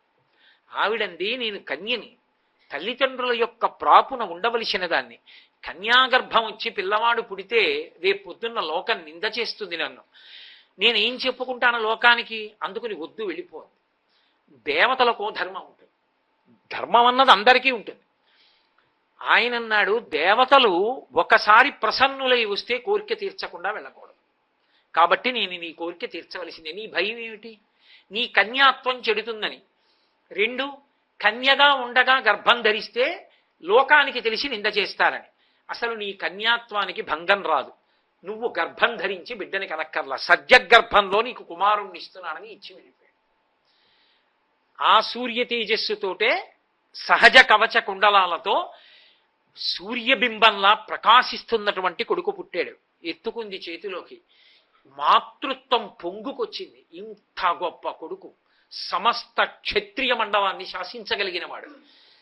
బిడ్డన్ని ఇంటికి తీసుకెడితే తన జీవితం ప్రమాదంలోకి ఎడుతుంది, వదిలేయాలంటే అమ్మతనం అడ్డొచ్చింది. ఏం చెయ్యాలని బెంగబెట్టుకుంది. ఎవరు బిడ్డన్నిచ్చాడో ఆ సూర్యుడే మంజూష నదిలి పెట్టాడు. ఓ పెట్టె కొట్టుకొచ్చింది నదిలో, అందులో పడుకోబెట్టి మనసు రాయి చేసుకుని మూత పెట్టి వదిలేసి, అది వెళ్ళి రాధాదేవికి దొరికి సూతుడి కొడుకుగా పెరిగాడు. ఈ పెరిగిన కర్ణుడు పుట్టుకతో అపారమైనటువంటి బలవీర్యములున్నవాడు. కాబట్టి ఇప్పుడు ఆయన మనసులో ఏ కోరిక ఉంటుంది? ఆ కాలమునందు ఆయనతో పోల్చదగిన వాడెవరో వాడికన్నా గొప్పవాడిని నిరూపించుకోవాలని ఉంటుంది. సహజం కదా. ఆయనతో సమానుడు అర్జునుడు. అర్జునుడి కన్నా నేను గొప్పవాణ్ణి అని చెప్పుకోవాలని కోరిక. ఆనాటి వ్యవస్థలో ఆయనకు ఆ అవకాశం కలగలేదు. కుమార అస్త్రాభ్యాసమునందు నువ్వు ఎవరి కుమారుడవు అని అడిగితే నేను క్షత్రియుడను అని చెప్పలేకపోయాడు. అందుచేత దుర్యోధనుడికి ఒక కోరిక ఉంది, అర్జునుణ్ణి కొట్టగలిగిన విలుకాడు కావాలి. ఎందుకని? తన దగ్గర భీష్మద్రోణాదులున్నా ఆయనకి నమ్మకం లేదు తన పక్షాన ఉంటారని, ధర్మపక్షం అన్నట్టు వెళ్ళిపోతారని అనుమానం. తనని నమ్మి తన కోసం ప్రాణం పెట్టేటటువంటి అర్జునుడితో సమానమైన ప్రతిద్వంద్వి విలుకాడు కావాలి. ఆయన ఏం చేశాడు? వెంటనే కర్ణుడికి అంగరాజ్య పట్టాభిషేకం చేశాడు. కర్ణుడు సామాన్యుడు కాడు, అపారమైన తేజోమూర్తి. ఎంత తేజోమూర్తి అంటే ఒకప్పుడు కర్ణుడిని తక్కువ చేసి అర్జునుడు మాట్లాడితే కృష్ణుడు ఇలా వేలు చూపించి చెప్పాడు, ఏమనుకుంటున్నావో, నీతో సమానుడు లేదా నీకన్నా అధికుడు, కర్ణుడు నీకన్నా తక్కువ వాడు కాడు. కర్ణుడు పడిపోయాడంటే ఒకటే కారణం, ఎన్ని శక్తులున్నా, ఎంత సమర్థత ఉన్నా, శిబి వంటి మహాపురుషుల వంటి దానగుణం ఉన్నవాడైనా, గొప్ప ప్రభుభక్తి కలిగిన వాడైనా, ఆ ప్రభుభక్తి దుర్యోధనుడు లాంటి దుర్మార్గుడి వైపు వెళ్ళిపోయింది. అందుకే అతను సంతోషించాలని చేసేవాడు అన్ని పనులు. దుర్మార్గుల్ని ఆశ్రయించడం ఎంత ప్రమాదమో, అటువంటి వారి పట్ల స్వామి భక్తి ఉన్నా ప్రమాదానికి ఎడుతుంది. హనుమ స్వామి భక్తి రామచంద్రమూర్తి పక్కకెళ్ళింది. భవిష్యత్ బ్రహ్మగా అవుతున్నారు, చిరంజీవి అయ్యారు. కర్ణుడు దుర్యోధనుడి వైపు తిరిగాడు. ఆయన స్వామి భక్తి దుర్యోధనుడి వైపుకి వెళ్లడంతో కురుక్షేత్ర సంగ్రామం జరిగింది. ఎందుకంటే దుర్యోధనుడికి ఒక ప్రాపు దొరికి అర్జునుణ్ణి కొట్టేవాడు నా దగ్గర ఉన్నాడు, ఈ నమ్మకమే కురుక్షేత్రం జరిగేట్టు చేసింది. ఇంతటి దానగుణం కలిగిన వాడైనా ఏమి తక్కువ వాడండి. శాపాలున్నాయి, పడిపోయాడు నిజమే.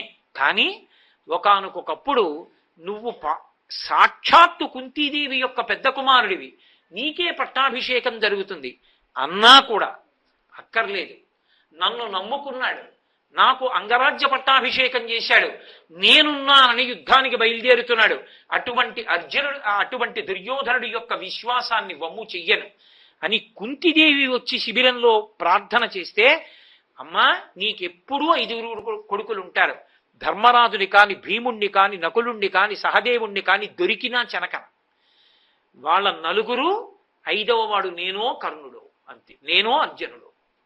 అర్జునుణ్ణి మాత్రం వదలను. ఎందుకో తెలుసా అమ్మా, నేనున్నానని నమ్మకం పెట్టుకున్నమ్మా దుర్యోధనుడు యుద్ధానికి వస్తున్నాడు, ఆ అర్జునుణ్ణి తెగటార్చకపోతే నేను స్వామిద్రోహం చేసిన వాడిని అవుతాను. అది దుర్యోధనుడి పట్ల వెళ్ళిపోయింది ఆ భక్తి. అది నిజంగా ఇంకొక వైపుకి వెడితే కర్ణుడు ఏమై ఉండేవాడు. అందుకే కర్ణుడు లేని భారతం లేదు, కర్ణుడు లేకపోతే కురుక్షేత్రం లేదు, కర్ణుడు లేకపోతే అసలు అధర్మాన్నంతటినీ కట్టి కాల్చడం తేలిక కాదు. కర్ణుడు ఉన్నాడని వచ్చాడు దుర్యోధనుడు యుద్ధానికి. కానీ ధర్మం నిలబడాలి, అధర్మం పడిపోవాలి కదూ. అందుకే శాపాలన్నీ వెళ్ళి మీద పడ్డాయి కాబట్టి ఎంత యుద్ధం చేసినా ఆఖరికి రథచక్రం భూమిలో దిగిపోతే పైకెత్తుతుంటే అర్జునుడు బాణం వేయడానికి సిద్ధపడుతుంటే ఎన్నో ధర్మాలు చెప్పాడు. చెప్తే కృష్ణుడు అన్నాడు, బోధించడానికి పనికొచ్చిన ధర్మం ఆచరించడానికి పనికి రాలేదు అర్జున. ఇన్ని తెలుసున్న వాడివి ఎప్పుడైనా ఆచరించావా? ఏ కారణానికి నిష్కారణంగా పాండవుల్ని బాధపెట్టావు? నీ ప్రభువు సంతోషపెడితే చాలని అనరాని మాటలు అన్నావు. ఆఖరికి దుర్యోధనుడు తొడకొట్టి ద్రౌపదీదేవిని తొడ మీద కూర్చునేటట్టుగా చేసిన వాడివి నువ్వే. కూర్చొమ్మని మాట్లాడేటట్టు సైగ చేయడానికి కారకుడవు నువ్వే. కాబట్టి అర్జున, ధర్మం చెప్పడం కాదు, ఆచరించని వాడు ఉపేక్షించకు వేసే బాణం అన్నాడు. తల తెగిపోయింది, మధ్యాహ్నం వేళ కింద పడిపోయింది. సూర్యనారాయణమూర్తి అంతటి వాడు ఆకాశంలోంచి చూసి బాధపడ్డాడు. తండ్రి సూర్యుడే వచ్చి, నువ్వు నా కొడుకువిరా, ఇంద్రుడు బ్రాహ్మణ రూపంలో వస్తున్నాడు రా, సహజ కవచ కుండలాలు అడుగుతాడు రా, ఇవ్వకురా అంటే, ఇంద్రుడే కావచ్చు బ్రాహ్మణ రూపంలో వచ్చి చెయ్యి చాపితే నాన్నగారు ఇచ్చేస్తాను. దానం అంటే దానమే, అది రజోగుణంతోటా ఇంకోటా పక్కన పెట్టండి.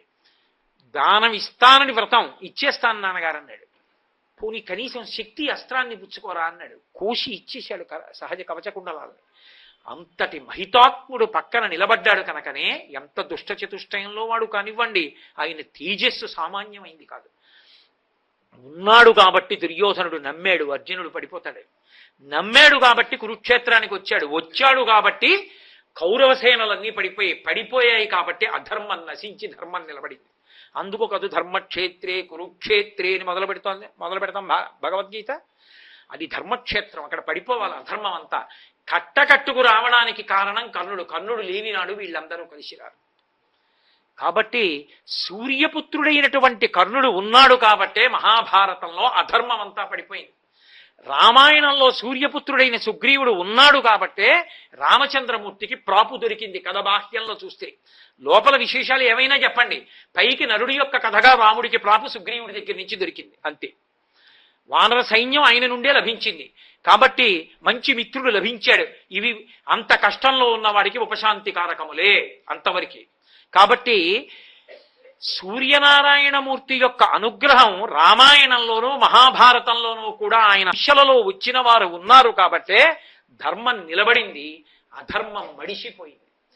ఒకానొకప్పుడు కురుక్షేత్ర సంగ్రామం అంతా పూర్తయిపోయిన తర్వాత కృష్ణ పరమాత్మ ఆ యుద్ధం చేసినటువంటి రథాన్ని నదీ తీరానికి తీసుకెళ్లి అర్జునుడితోటి, అర్జున ఈ రథం దిగిపోయి నీ అక్షయబాణ తూణీరాల్ని రథంలో నీకున్నటువంటి సంబారాల్ని తీసుకుని దూరంగా వెళ్ళి నిలబడన్నాడు. ఏం బావా అన్నాడు. తీసుకుని వెళ్ళి నిలబడు చెప్పాను అన్నాడు. ఆయన అన్నీ తీసుకుని దూరంగా వెళ్ళి నిలబడ్డాడు. స్వామి హనుమ వంక చూశారు, కేతనం వంక. పతాకం మీద ఉన్నారు కాదు, స్వామి హనుమ ఇక మీరు వెళ్ళిరండి, బయలుదేరండి అన్నారు. హనుమ పతాకం మించి వెళ్ళిపోయారు. వెళ్ళిపోగానే కృష్ణ పరమాత్మ రథ పగ్గాలు విడిచిపెట్టేసి ఒక్కసారి రథంలోంచి దిగ్గున దూకారు దూరంగా. దూకడం ఏమిటి, రథం భగ్గున కాలిపోయింది. కాలిపోగానే అర్జునుడు చల్లబోయాడు. బావా రథం ఎందుకు అలా భగ్గున కాలిపోయిందని అడిగాడు. అర్జున ఇది ఎప్పుడో కాలిపోయింది. భీష్మ, ద్రోణ, కర్ణ, కృపాచార్యాది వీరులు వేసినటువంటి అస్త్రముల యొక్క వేడికి రథం తగలబడిపోయింది. అది తగలబడిపోతే లోపల నువ్వున్నావు, అందుకని ఇన్నాళ్ళు దాన్ని ఉంచాను. యుద్ధం అయిపోయింది, నీకు విజయం కట్టపెట్టాను, అందుకే కాలిపోవడానికి అనుమతించాను, ఆ అస్త్రముల యొక్క ప్రభావం చూడడాన్ని అనుగ్రహించాను. అంటే కర్ణుడు విడిచిపెట్టిన అస్త్రాలు అర్జునుడి రథం మీద ఎంత ప్రభావం చూపించాయో చూడండి. అంతటి మహానుభావుడు సూర్యనారాయణమూర్తి యొక్క జోక్యం, ఆయన యొక్క అనుగ్రహం, ఆయన యొక్క అంశ ఎక్కడ ఉన్నా సరే ఏదో ఒక రూపంలో ధర్మరక్షణ కొరకు నిలబడుతూ ఉంటుంది. ఆయన అనుగ్రహం ధర్మాన్ని రక్షించడం, ఆయన యొక్క దర్శనం ధర్మబుద్ధిని మనస్సు లోపల ప్రచోదనం చేయడం. ధర్మో రక్షతి రక్షితః. ఈ దేశం వేదభూమి, ఈ దేశం ఋషిభూమి, ఈ దేశం కర్మభూమి, ఈ దేశంలో సమస్త వాంగ్మయ సారము 2 అక్షరములే, ధర్మం. ఆ ధర్మము రక్షించి తీరుతుంది. ఆ ధర్మమునందు అనురక్తి కలగాలంటే ప్రతిరోజు ఒక్కసారి వెలుగుల ముద్ద ఆయన వంక చూస్తే చాలు, సుషుమ్నా నాడి ప్రచోదనాన్ని పొందుతుంది, బుద్ధి వికసనాన్ని పొందుతుంది. అందుకే తామర పువ్వులు వికసిస్తాయి, లోపల ఉండేటటువంటి హృదయ పద్మములు వికసనాన్ని పొందుతాయి, మంచి బుద్ధి కలుగుతుంది. అంత గొప్పవాడైనటువంటి ఆ సూర్యనారాయణ మూర్తికి ప్రతిరోజు తప్పకుండా చేసేటటువంటి నమస్కారం అందరి యొక్క అభ్యున్నతికి కారకమై అందరి యొక్క బుద్ధులు కూడా ధర్మమునందు అనురక్తిని పొందేటట్టుగా ప్రచోదనం చేస్తాయి. ధర్మాన్ని ఆశ్రయించిన నాడు, అందరూ ధర్మాన్ని పట్టుకున్న నాడు అంతకన్నా జీవితాలకు అభ్యున్నతి ఏముంటుంది? కాబట్టి సూర్యోపాసనకు మన దేశంలో అంత విశిష్టమైనటువంటి స్థానం ఉన్నది. అటువంటి సూర్యనారాయణమూర్తి వైభవం రామాయణ భారతాది పురాణములలో ఎంత గొప్పగా చెప్పబడిందో, అసలు భాగవతంలో అయితే భీష్ముడు అప్పశయ్య మీద పడుకుని సూర్యుడిని ఉపమానంగా పెట్టి స్తోత్రం చేస్తాడు. ఒక సూర్యుండు సమస్త జీవులకు తానొక్కొక్కడైతో చపోలిక ఏ దేవుడు సర్వకాలము మహాలీలర్నిజోత్పన్య జన్య కదంబముల హృత్ సరోరహములన్ నానా విధానోరూపకుడైనట్టితోచో హరినే ప్రార్థింతు నశ్రాంతమున్నంటాడు. ఒక్క సూర్యుండు సమస్త జీవులకు తానొక్కొక్కడైతోచు పోలిక. ఒక్క సూర్యుడే, ఎవరు చూస్తే వాళ్ళు అడిగో నేనే సూర్యుడికి నమస్కరిస్తున్నాను, సూర్యుడు నన్ను చూస్తున్నాడంటాడు. ఎన్ని కోట్ల మందికైనా సరే నాతోనే చూస్తున్నాడన్నట్టుగా ఉంటాడు. ఉండేటటువంటి ఆ సూర్యనారాయణమూర్తి ఉన్నాడే, ఆయనే శ్రీహరి, ఆయనే లోపల ఉన్నటువంటి అంతరాత్మ, ఆయనే మంగళకరుడైనటువంటి పరమశివుడు, ఆయనే మూడు మూర్తులు కలిసిన పరబ్రహ్మ స్వరూపం, ఆయనే వేదత్రయీ శరీరముగా కలిగినటువంటి మూల కందము. అటువంటి భగవానుణ్ణి రోజు దర్శనం చేయడానికి ఏ దేవాలయానికి కూడా వెళ్ళక్కర్ల. అలా ఒక్కసారి బయటికి వచ్చి చూస్తే చాలు, మాంసనేత్రానికి దర్శనం అవుతాడు. ఆయనకి నమస్కరించడానికి చేయవలసింది 2 చేతులు ఇలా అనడం చాలు.